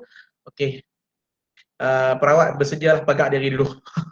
Okay, sebelum nak melakukan proses rawatan. Memang selalunya bila merawat saja memang dia tak sedar diri lah. Okay, next. Okey, hikmah diciptakan makhluk halus untuk memperkuatkan iman manusia agar sentiasa berwaspada. Next. Untuk menguji iman hanya dengan dugaan kekuatan iman masuk akan diketahui di samping Allah. Yang jahat, seseorang yang beriman akan terus merasa yakin tentang adanya pertolongan Allah. Ruqyah ini nak tekankan kepada adanya pertolongan Allah. Allah sebab itulah kata apabila Nabi apabila akhir zaman kan, dua benda yang Allah tinggalkan, yang Nabi tinggalkan, Allah tinggalkan, iaitu tak bagi manusia sesat, iaitu Al-Quran dan Al-Hadis. Jadi kita kena gunalah sebaiknya. Okey, next. Okey, jin, masuk dah kan. Jin perkataan jannah yang bermaksud tersembunyi, jinan, tertutup junun, tidak dapat dilihat janin. Okey, jinan hati yang tiada siapa dapat meneka isi seseorang, junun gila yang mana kekal telah tertutup, janin anak di dalam kandungan. Contoh. Okey, next. Istilah-istilah lah. Okey, malaikat diceritakan daripada cahaya, jin daripada lidah mimar, wa khuliqal jannu min marij minan nar. Dibelahkan daripada lidah api, sedangkan Adam diceritakan daripada tanah. Al-jinnu salah satu asnaf, sinfun lahum ajnihatun yutiruna fil hawa, wa sinfun hayyatun wa aqarib, wa sinfun yahilluna wa yaz'amun. Okey, ada tiga jenis jin. Pertama, satu jenis yang bersayap, terbang di udara. Yang kedua, jenis ular dan kalajengking. Dan yang ketiga, jenis menetap dan berpindah-pindah. Sebab tiga jenis ni memang sentiasa adalah. Okay, Nabi kata di dalam hadis. Okey. Istilah takut kepada jin. Okey. Ini kisahlah diuraikan oleh Abu Abi Dunya daripada Mujahid, berkata, ketika aku melakukan solat pada waktu malam, tiba-tiba berdiri makhluk seperti kanak-kanak di hadapanku. Lalu aku mengejar dan menangkapnya. Untuk menangkapnya, ia pun berdiri dan melompat ke balik dinding sehingga aku mendengar bunyi jatuh. Ia tidak kembali lagi setelah kejadian itu. Ya, dia banyak kes lah. Banyak yang kes lah yang melibatkan jin ni. Kalau kes yang teruk, dia melibatkan kekacauan kepada fizikal seseorang. Kadang-kadang sampai dia buat kerja, dia tampak kepala orang tu, dia tarik kerusi. ditumbuk, dilompat atas katil. Dia boleh memberikan efek fizikal kepada seseorang tersebut. Sesungguhnya mereka jin takut kepada kalian. Jadi kalian jangan takut kepada mereka. Jadi jangan duk takut, jangan duk penakut sangatlah. Mohon perlindungan kepada Allah. Kalau kita takut kepada dia, kalau takut kepada dia, dia sonok. Jadi jangan takutlah kepada dia, kerana dia pun syaitan itu lebih takut daripada salah seorang di antara kalian. Apakah ia menampakkan diri kepada kalian, maka janganlah kalian takut sehingga akan menguasai kalian. Jadi anda jangan takut kepada dia. Kalau kita penakut, kita kena muhasabah diri kita lah. Jangan penakut. Dia pun takut kepada kita. Next. Ni jenis-jenis dia lah. Masuk bahas jin lah. Kita cepat-cepat lah. Masa tak cukup kan. Iblis, bapa puja iblis. Ni syaitan. Al-maraddah, peragu waswas, al-afrid, al-a'wan, at-tayarun, al-khawasun, at-tawabi. Jangan lupa anak nama ni lah. Dr. Syuh. Al-Qurana, Al-Ammar. Ni nama-nama lah, nama-nama. Ni dalam bahasa Melayu dia. Pontianak, Bunian, Jembalang Tanah, Pelasik, Polong, Hantu Raya, Lansui, Penanggal, Harimau Jadian. Jadi orang kata, ruqyah ni kaitan dengan ni. Ya, dia ada kaitan. Selalunya kita guna ruqyah untuk kaedah ni lah. Dalam kamu lisan Arab, al-jin, ni dalam ni lah. Syaitan, iblis, ifrit, artinya roh rujak keluar, melakukan kejahatan, melakukan anak-anak Adam dengan pelbagai-bagai kemudaratan. Next. Istilah-istilah sebelah. Tu syaitan 88 kali disebut dalam Quran. Jin, jinnah 39 kali. Kharin 12 kali. Iblis 11 kali. Ifrit 1 kali. Al-Khannas 1 kali. Next. Masuk kata, bagi yang menafikan kewujudan benda-benda tersebut, ada yang nafikan. Saya jumpa bukan orang yang kat sini. Kalau saya jumpa seorang doktor, dia memang dia kata mana ada makhluk-makhluk ni. Tiba-tiba dia kena. Bila dia kena baru dia percaya. Baru dia dapat perawatan. Betul ya ada. Dalam hadis sebut Sibyan, kacau budak. Kinza, Amir, Amar, Al-Walhan, Al-Muqannas, Al-Muqannatun dan lain-lain. Banyak lagi lah. Ada Jibril, Mikiyah, Aina, Isarifiyah. Banyak nama-nama tu Ni perincian dalam Quran disebut Suratul Baqarah, sekian-sekian ayat-ayat berkaitan jin dan syaitan ni. Banyak lagi. Next. Ni banyak lagi. Nanti sentiasa berdoa. Ni antara je lah. Kena sentiasa berdoa. Jadikan takwa sebagai menti rajang ibadah. Jangan melakukan dosa. Selalu bertaubat. Peliharalah amalan wajib. Next. Ni fungsi keperluan spiritual lah. Keperluan spiritual ni pentinglah dalam ruqyah ni. Kita cuba mengisi keperluan spiritual orang lain yang perlu kepada bantuan kita. Tu kita kena pegang kepada perkara tersebut lah.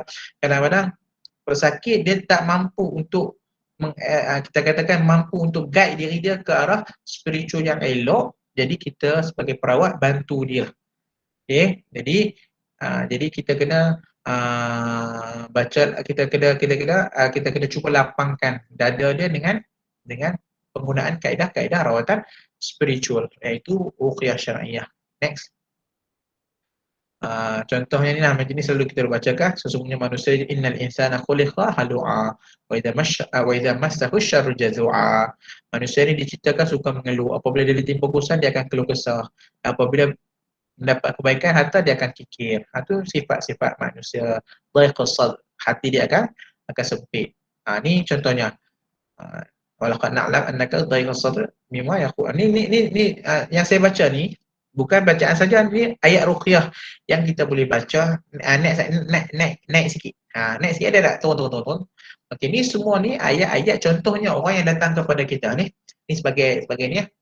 Orang yang datang kepada kita, dia kata, Ustaz, saya ni rasa sesak, rasa nafas, rasa hati, rasa tak tenang. Kita boleh baca ayat-ayat tersebut lah. Innal insana khuliqa halu'a. Kita pegangkan pada dada dia, kita boleh baca innal insana khuliqa halu'a. Idza massahu syarru jazua wa idza massahu khairu manu'a. Kita boleh baca. Walaqad na'lam annaka dhaiqus sadr mimma yaqulun. Kita boleh baca kepada diri dia. Ni ayat-ayat ruqyah ni.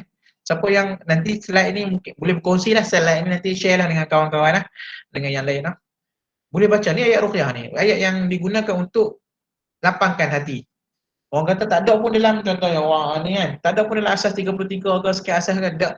Dia banyak ulama-ulama lagi, ada banyak kalau buku kitab banyak lagi. Ayat-ayat ruqyah ni terlampau banyak next ni next. Jika bersedih kita boleh baca ni kepada panjanglah. Jadi perawat kena belajar mengapai dekat lah. Okey. Wabashiril ladzina amanu wa 'amilus solihati anna lahum jannatin tajri min tahtiha al-anhar. Bila kullama ruziqu minha min samarati rizqa qalu hadha alladhi ruziqna min qablu wa utubihi mutasyabiha wa lahum fiha azwajun mutahharatun wa hum fiha khalidun. Kita boleh. Okey. Next. Ni ayat ruqyah dalam keadaan kita rasa seseorang tu rasa dia berdosa, banyak masalah, berdosa dengan Tuhan, berdosa, kita boleh baca doa ni kepada dada yang untuk ruqyah di bahagian kepala. Kita tengok gambar kepala untuk lelaki, kepala, dada, selalu dia untuk dibaca bahagian belakang, kepala, dada, bahagian belakang. Kalau perempuan, kepala, dada, belakang dan bahagian ni, bahagian rahim ni, tempat selalu didudukilah. Okey, kita boleh baca. Contohnya dia datang, dia kata ustaz saya ni rasa dosa lah, banyak berdosa, kita boleh baca kepada dia ni. Okey, satu ni dia ingin mencari teman dan sebagainya, dia rasa kesunyian dan sebagainya, kita boleh baca Allahu waliyul ladzina amanu yukhrijuhum minadh dhulumati ilan nur. Boleh baca di kepala dia.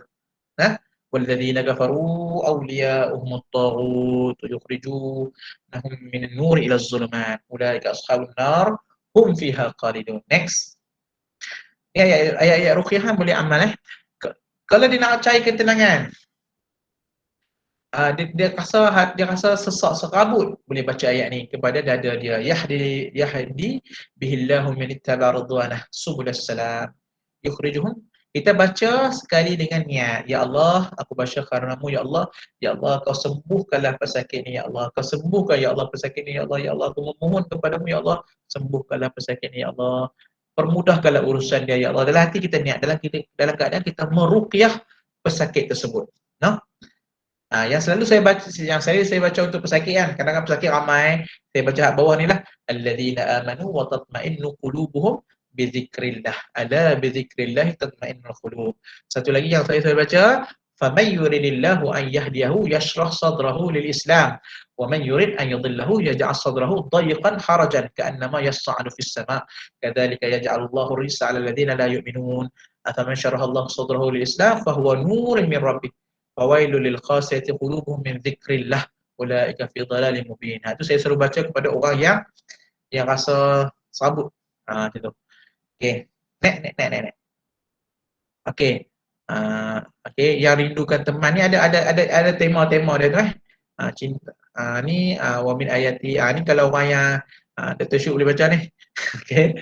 Anda merindukan teman anda walaqad khalaqnal. Ni orang yang sebab itulah orang yang ada kaitan dengan orang yang ada, sebab itulah orang yang ada gangguan jangan duduk sorang-sorang sangat Dia perlu kepada teman dia, perlu pada orang kita katakan social support lah daripada sekeliling lah. Jangan biarkan lah. Okey, next.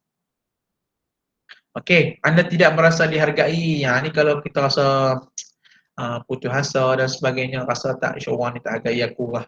Kan? Inna hadza kana lakum jazaa'an wa kana sa'yukum mashkura. Anda rasa kecundang ya Bani Adam. Ni ayat-ayat ruqyah lah. Okey, next. Banyak. Nanti boleh share lah AJK Shimah lah boleh share kat kawan-kawan siapa yang nak slide ambil lah. Anda ingin bebas daripada ketakutan, intasbiru tattaqu. Okey. Betul boleh baca. Okay, anda bosan dan kesal, fa inna ma'al usri yusra. Tu kadang-kadang orang yang mudah kan, orang yang ada masalah kan, suruh baca ni lah. Fa inna ma'al usri yusra, fa inna ma'al usri yusra, fa inna ma'al usri yusra. Ada passion yang selalu saya bagi yang ni lah, fa inna ma'al usri yusra.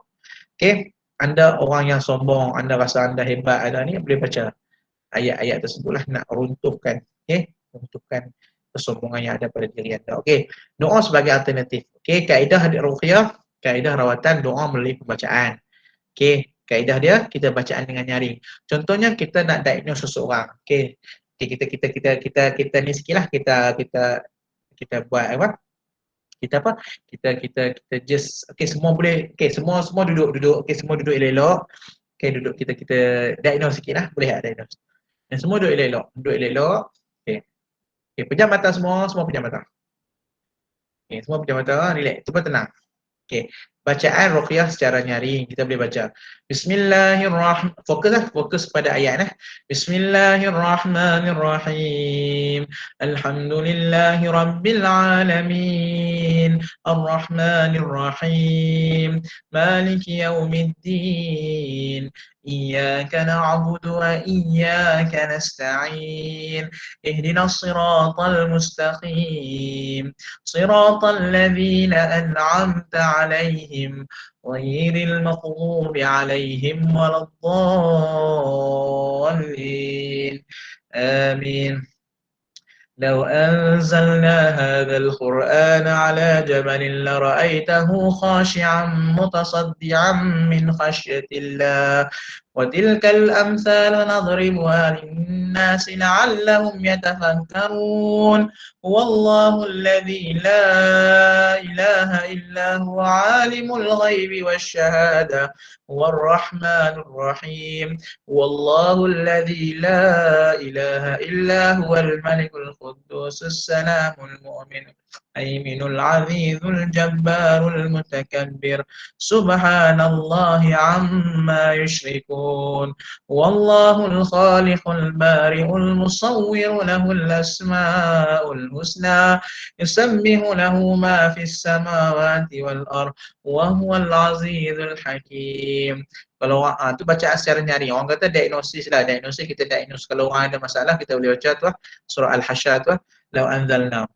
Ada kaedah-kaedah lain lah. Lepas tu ada kaedah lain kita boleh baca di tempat sakit. Kita letak tangan kita di tempat sakit, dibacakan doa. Tak kira lah macam doa-doa ruqyah tadi lah. Kita boleh baca dekat dada orang. Ya ayyuhalladzina amanu wa tatma'innu qulubuhum zikrillah ala bi zikrillah tatma'innul qulub. Okey, kadang-kadang orang tu tak selesa dengan ayat-ayat tersebut. Ni contohnya, perawat menyentuh bahagian kepala. Okey, perawat menyentuh di bahagian dada pesakit. Jadi bahagian-bahagian tertentu, contohnya perawat lelaki dengan pesakit perempuan kena jaga-jagalah takut jadi timbul fitnah. Kalau isu-isu tersebut kita kalau nak elakkan isu-isu tersebut kita boleh baca dengan bacaan secara nyaring di depan pesakit tanpa menyentuh pesakit. Okey. Kaedah kedua, kaedah rawatan melalui doa kepada di kediaman. Doa bersumberkan Al-Quran, diamalkan di kediaman dan bersumberkan hadis. Okay, next. Dan yang ketiga, amalan soleh yang diamalkan. Okay, ini surah-surah untuk pesakit yang ada masalah kejiwaan lah. Betul. Ada masalah jiwa kacau, jiwa kacau dan sebagainya. Boleh amalkan ayat-ayat tersebut lah. Ni saya bagi. Next. Ni antara dah daripada hadis yang daripada ni saya dah ujilah, saya uji kepada pesakit lah yang ada masalah kemurungan. Dibacalah ya Allahumma rabban nas adhibil ba's ishfih wa anta syafi la shifa illa shifa'u shifa'an la yughadiru saqama. Kita baca kepada pesakit dan pesakit membacanya di rumah. Next. Ini ada lagi.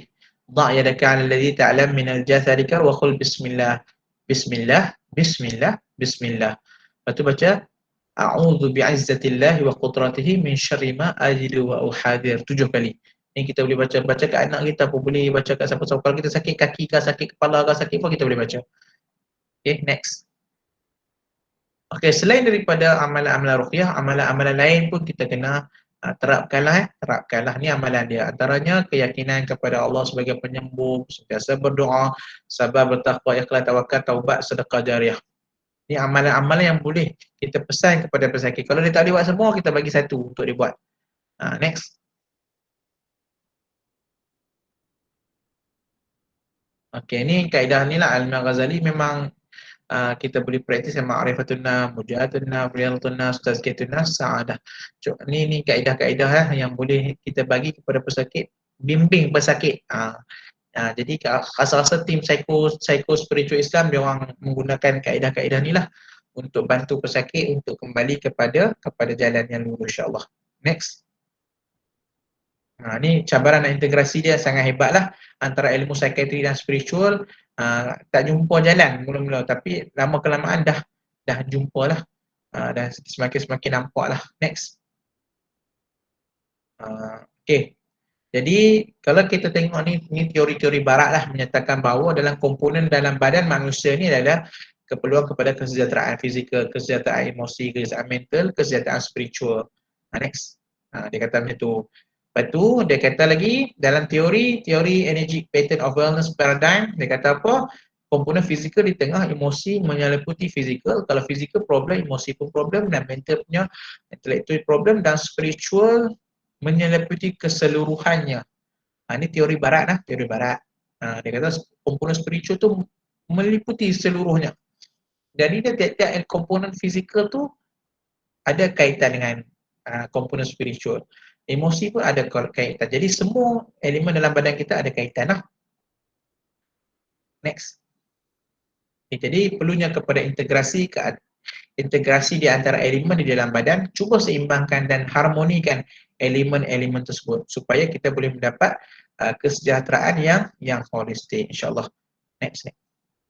Ini pandangan sarjana Islam kan, daripada konteks roh, nafsu, hati, akal, dan jika sekiranya komponen roh itu okey, dia akan diekspresikan melalui jasad yang baik. Next. Saya pergi cepat-cepat no. Strategi pengukuhan ni boleh bacalah, tingkat keamalan, cari ketenangan. Ni apa yang ada masalah ni, jumpa doktor, jumpa kaunselor, suatu benda yang membuatkan anda ketawa, gelak-gelak sikit kan. Perlu buka gelak, jangan tak gelak langsung, serius semua kan. Rehatkan diri dengan perkara rutin, elak keputusan buat perkara yang berisiko. Ni tak apa, dekatkan diri dengan Allah. Next. Ni kesimpulan lah. Ruqyah adalah satu ruang dakwah yang besar untuk kita jelaskan akidah yang benar, khususnya kepada masyarakat yang percaya kepada bomoh. Ruang untuk menasihati pesakit. Ruqyah ini diberikan untuk ruang kepada kita untuk kita nasihat kepada pesakit supaya kembali kepada Allah. Bukan saja melibatkan komponen manusia, jika manusia tu kerasukan, kita boleh juga nasihat jin yang ada dalam badan dia. Dan kalau boleh kita detect, pesalah hak buat tu. Yang ketiga, Islam membenarkan ruqyah, akan tetapi sikap tidak boleh ulu melampau. Bagi pesakit yang dikenal pasti, hendaklah dia berdoa dan berikhtiar mencari doktor. Sebab itulah kalau pesakit yang datang kepada saya saya tanya dia selalu, dah jumpa doktor ke belum? Dah cek dengan doktor ke belum? Kalau dia kata dia cek, boleh kita tambah dengan pendekatan ruqyah. Islam menetapkan beberapa syarat bagi setiap yang pergi ruqyah, dan Nabi SAW meriwayatkan pada contoh hadis di atas pernah melakukan ruqyah ke atas orang sakit. Jadi kita apabila kita meruqyah kepada pesakit, jadi kita ittiba', kita ikut Nabi, kita ikut sunnah Nabi. Jadi dapat pahala. Dalam pahala dalam merawat pesakit. Next. Ini rujukan-rujukan dia lagi. Okey, ni antara buku lah yang macam dikatakan tadi, buku yang saya hasilkan lah, Keremurungan Terapi daripada Sudut Psikiatri dan Spiritual. Di dalam ni ada nak tahu pasal psikiatrik pun ada, nak tahu pasal spiritual ada. Macam mana pendekatan psikiatrik untuk bantu pesakit yang ada murung, dan bagaimana pendekatan spiritual membantu pesakit.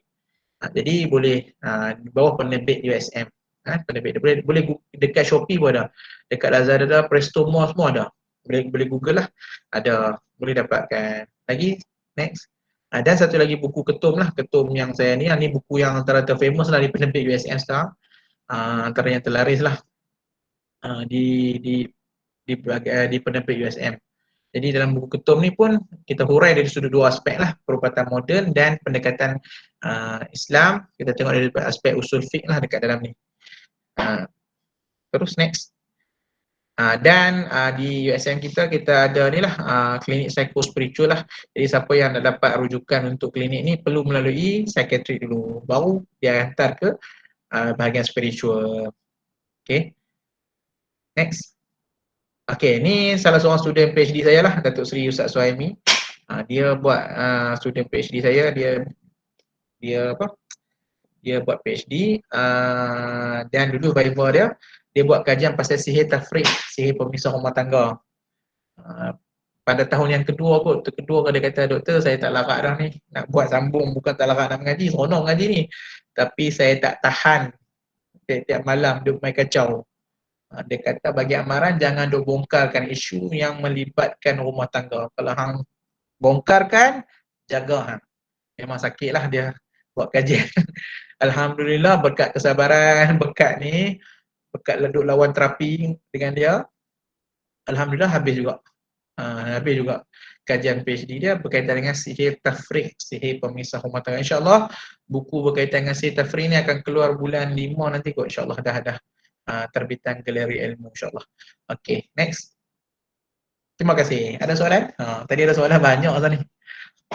Jadi mana soalan tu?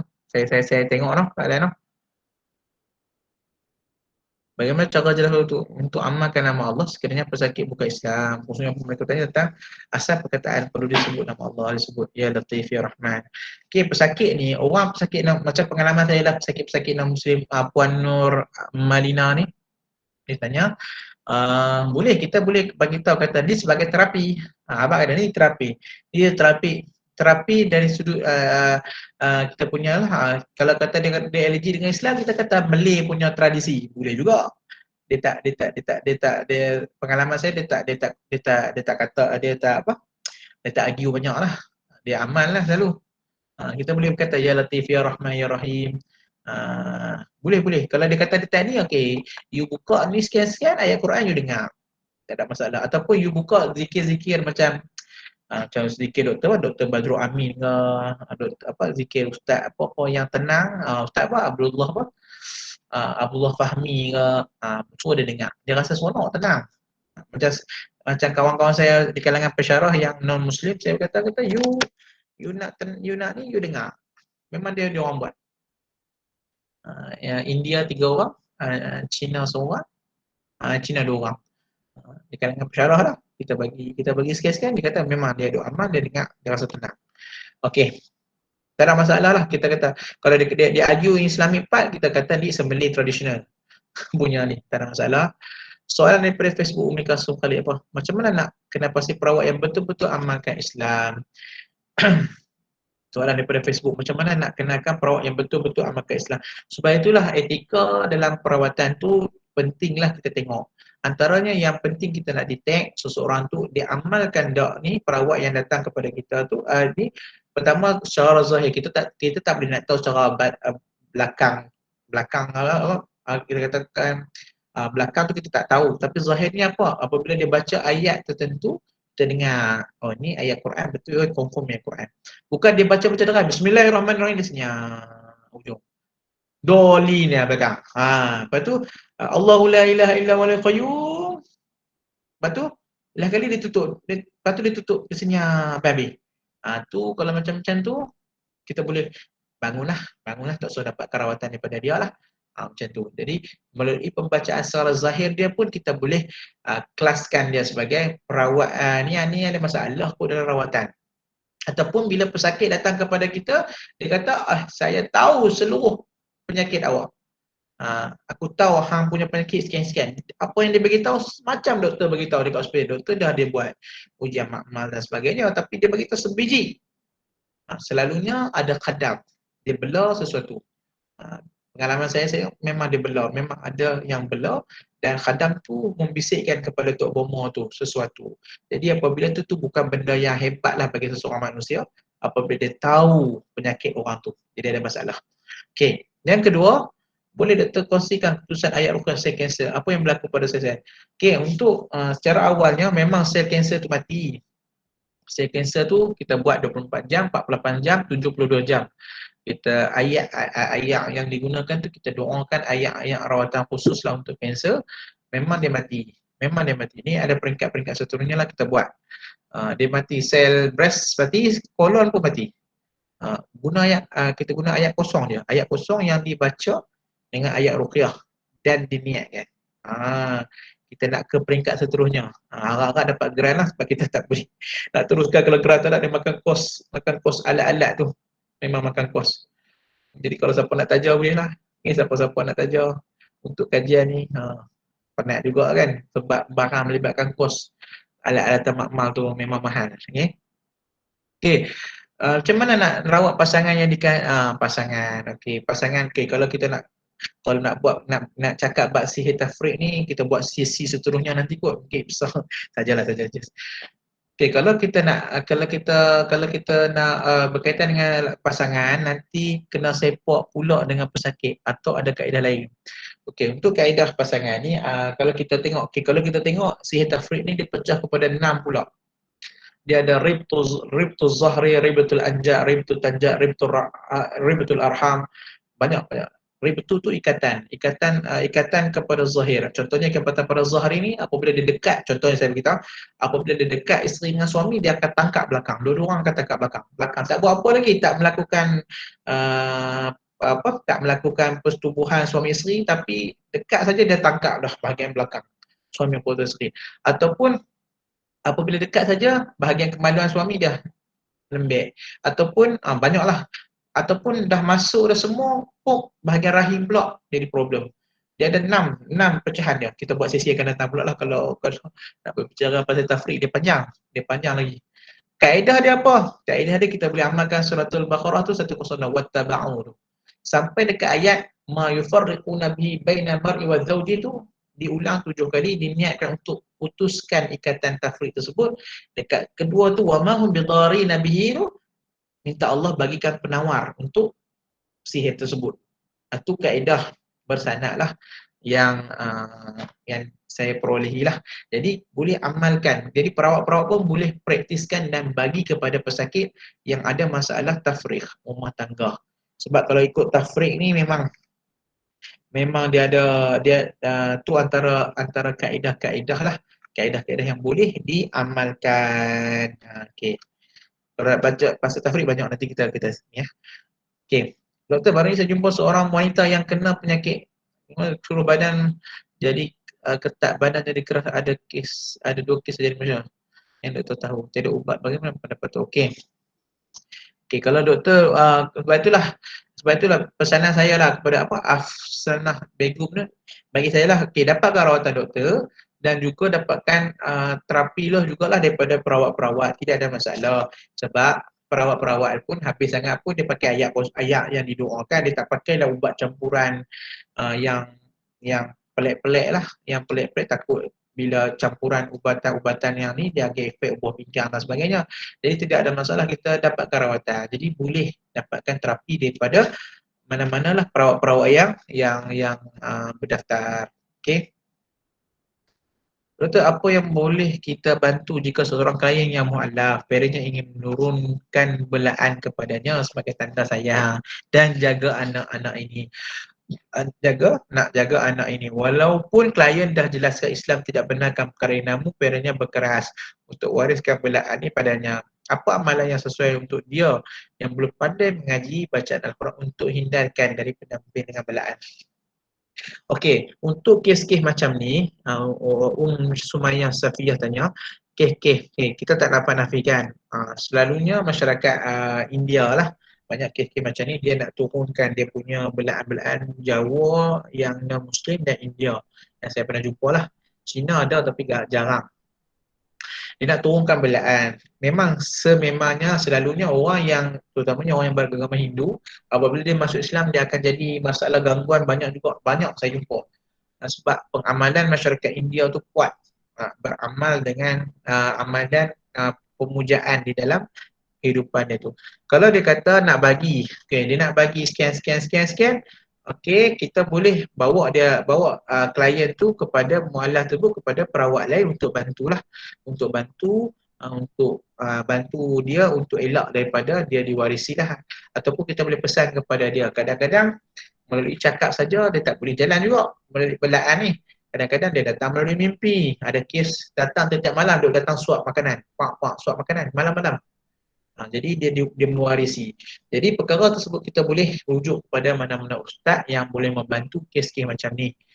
Jadi dia kata dia dah berkeras juga, kata terpulanglah kepada ayah, kepada mak nak wariskan, terpulanglah, lepas tu kita dapatkan rawatan dengan ustaz tersebut lah. Okey, apakah amalan yang sesuai untuk dibagikan untuk mengaji? Kalau dia tak boleh baca mengaji, dengar sesuatu ayat. Antaranya kita boleh dengarkan kita suruh dia dengar suratul Baqarah awal sampai habis, ulang-ulang niat kerana Allah Ta'ala dalam mendengar tu. Yang kedua, niat sebagai terapi diri. Kalau dia rasa lepas dengar tu rasa ketak ke, rasa ketak dada kan, teruskan lagi. Tapi pesan kepada dia, jangan pasang masa dalam kereta, takut dia terbebas. Ada kes dia ada gangguan, dia pergi pasang ayat ruqyah di dalam kereta, dah kali dia terbabas, dia tak dapat kontrol. Jadi orang yang ada gangguan, saya cadangkan untuk jangan pasang di dalam kereta kalau gangguan tu kuat. Ayat-ayat ni kuat. Okay, Assalamualaikum. Ada tak pengalaman berubat atau jumpa orang yang mengamalkan susuk demi? Ya, saya pernah kes susuk ni, panjang rawatan ni ada hampir 10 lah kes. Ada satu kes lah, saya cerita sikit lah kes. Kes orang Pahang, Pahang, orang Pahang jangan ni kes lah ni. Pahang. Okay, dia datang ke KL. Masa dia datang ke pusat rawatan tu, dia datang tu kawan dia bawa. Nampak gaya tu dia memang free hair, tak pakai tudung. Dia sekian-sekian lah, kita tengok. Datang dalam kan kawan dia bawa, kawan dia 2 orang pegang tangan dia macam ni. Tangan dia macam ni, dan kawan dia pikul dia. Kira bubuh tangan dekat ketiak dah tu, angkat, bawa. Okay, angkat. Okay, bawa ke bilik rawatan. Tudung dia tu memang tudung orang datang pusat rawatan tu, kira dia orang bagilah. Nampak, okay, memang nampak raga, nampak gaya.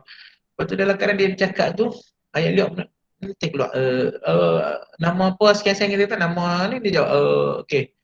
Lepas tu dia kata, Ustaz, saya nak bagi kau ni, macam orang ni, dekat muka saya ni ada susuk. Dapat tu, muka saya ni ada susuk.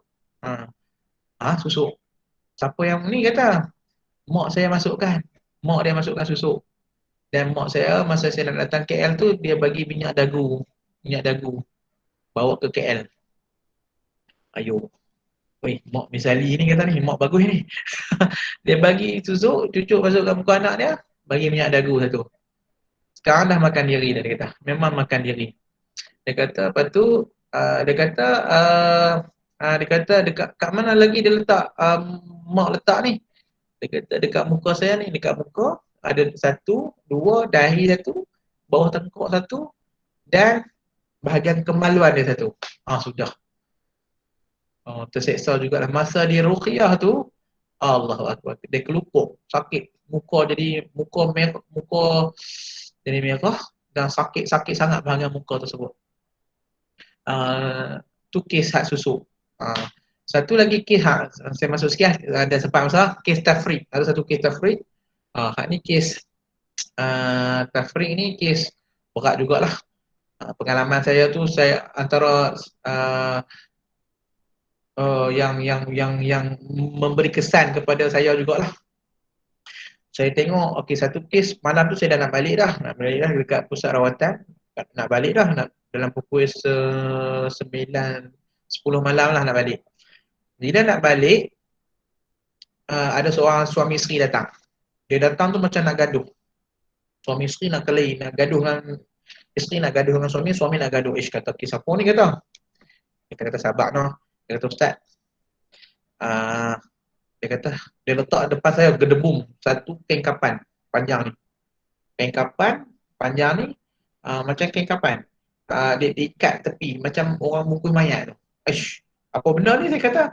Dia kata, kami jumpa ni dalam kereta kami. Kereta depa.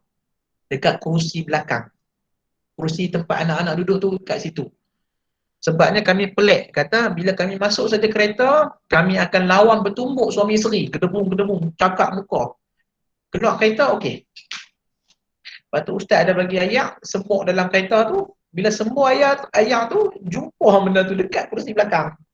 Ni kami bawa depan Ustaz. Allah Akbar. Saya pun, alamak, saya juga aku nak buka ni. Baca doa, tawakal, buka. Ada apa dalam ni? Kain kapan dia besar ni. Lepas tu, buka, Allahu Akbar. Ada dalam tu gambar Facebook suami isteri pakai baju koboi. Suami isteri tu pakai baju koboi. Saya kata, ni gambar apa ni? Ni gambar Facebook kami ni. Muka dibakar, bahagian muka dia kena bakar. Dan di bahagian kemaluan tu dicucuk dengan jarum.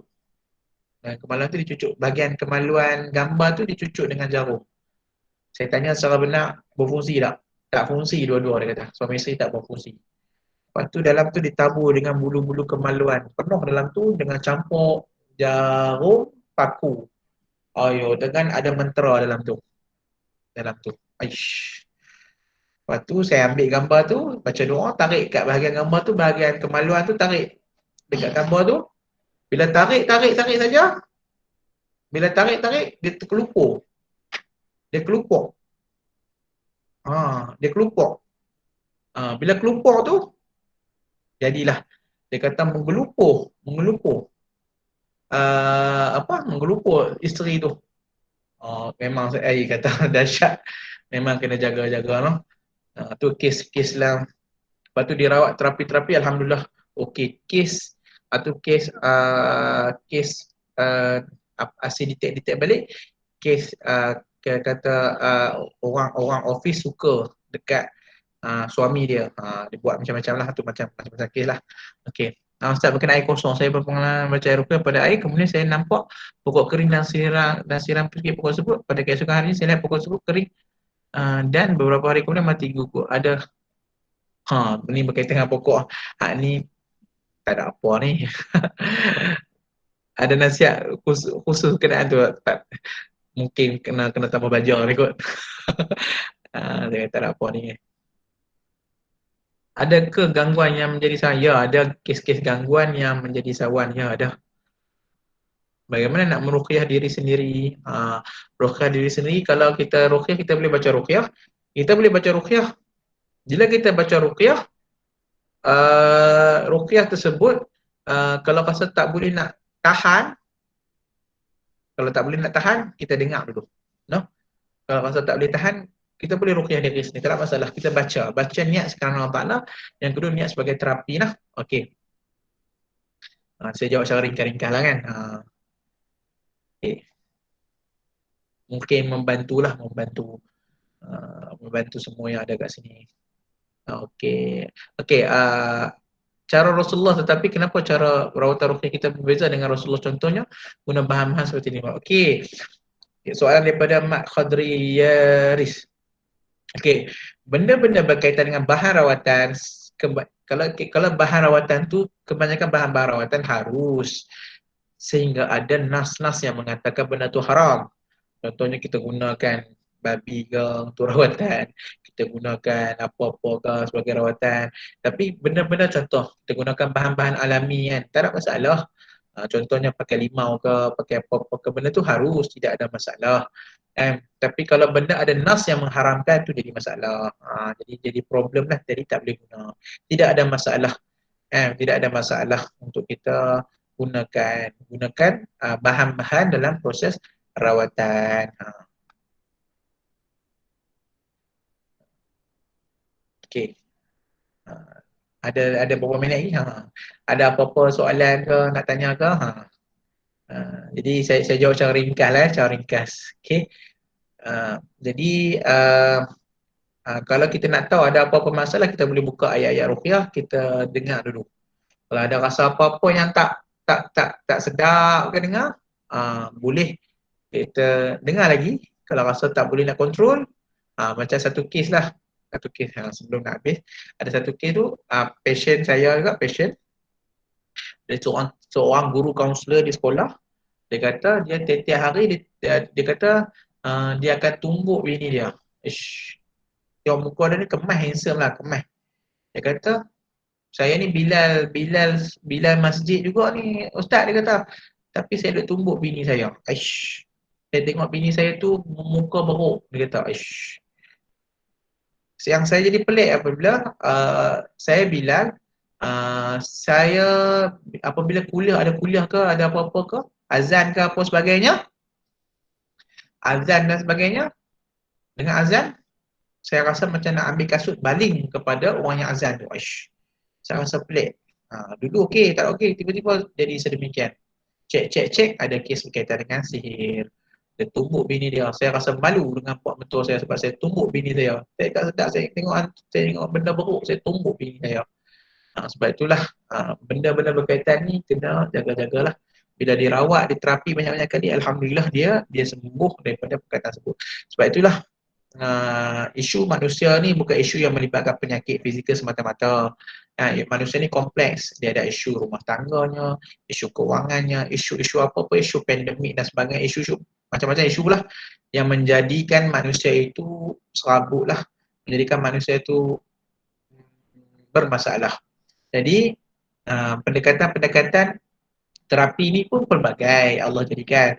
Bukannya terapi semata-mata terapi yang melibatkan rawatan ruqyah semata-mata, ada kaedah rawatan modernnya, ada kaedah psikoterapinya, banyak-banyak kaedah. Jadi kita bagi saya lah, kita dalam konteks ni kita kena berlapang dada lah. Lapang dada kita menggunakan terapi itu tidak masalah sebagai ikhtiar kita. Tapi pastikan perawatan yang kita ambil itu berasaskan kepada apa yang berlandaskan kepada syarak. Saya rasa kalau tak ada soalan, setakat itulah saja daripada saya. Kalau ada apa-apa, bolehlah bertanyakan, nak email ke, boleh ada email saya. InsyaAllah. Assalamualaikum warahmatullahi wabarakatuh.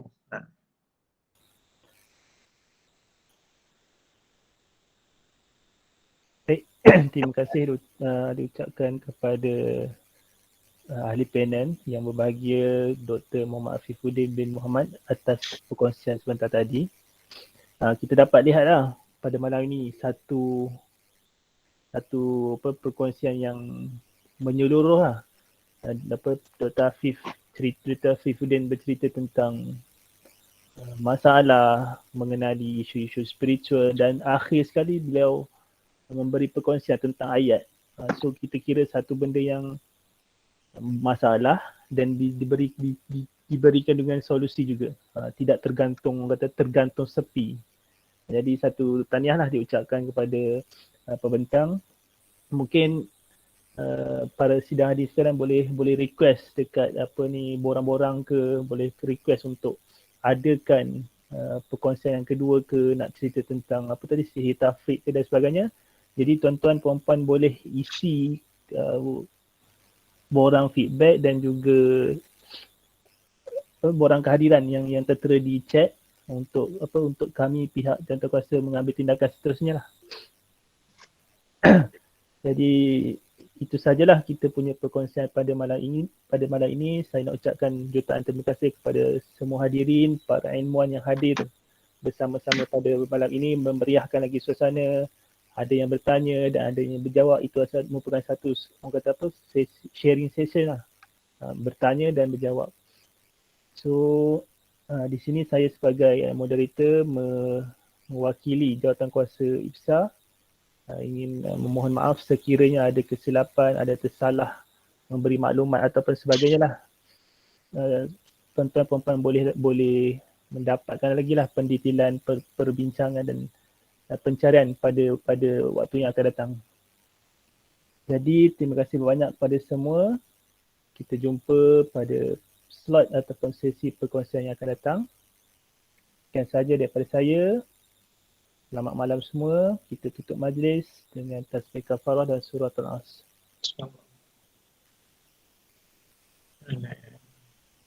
Astagfirullah.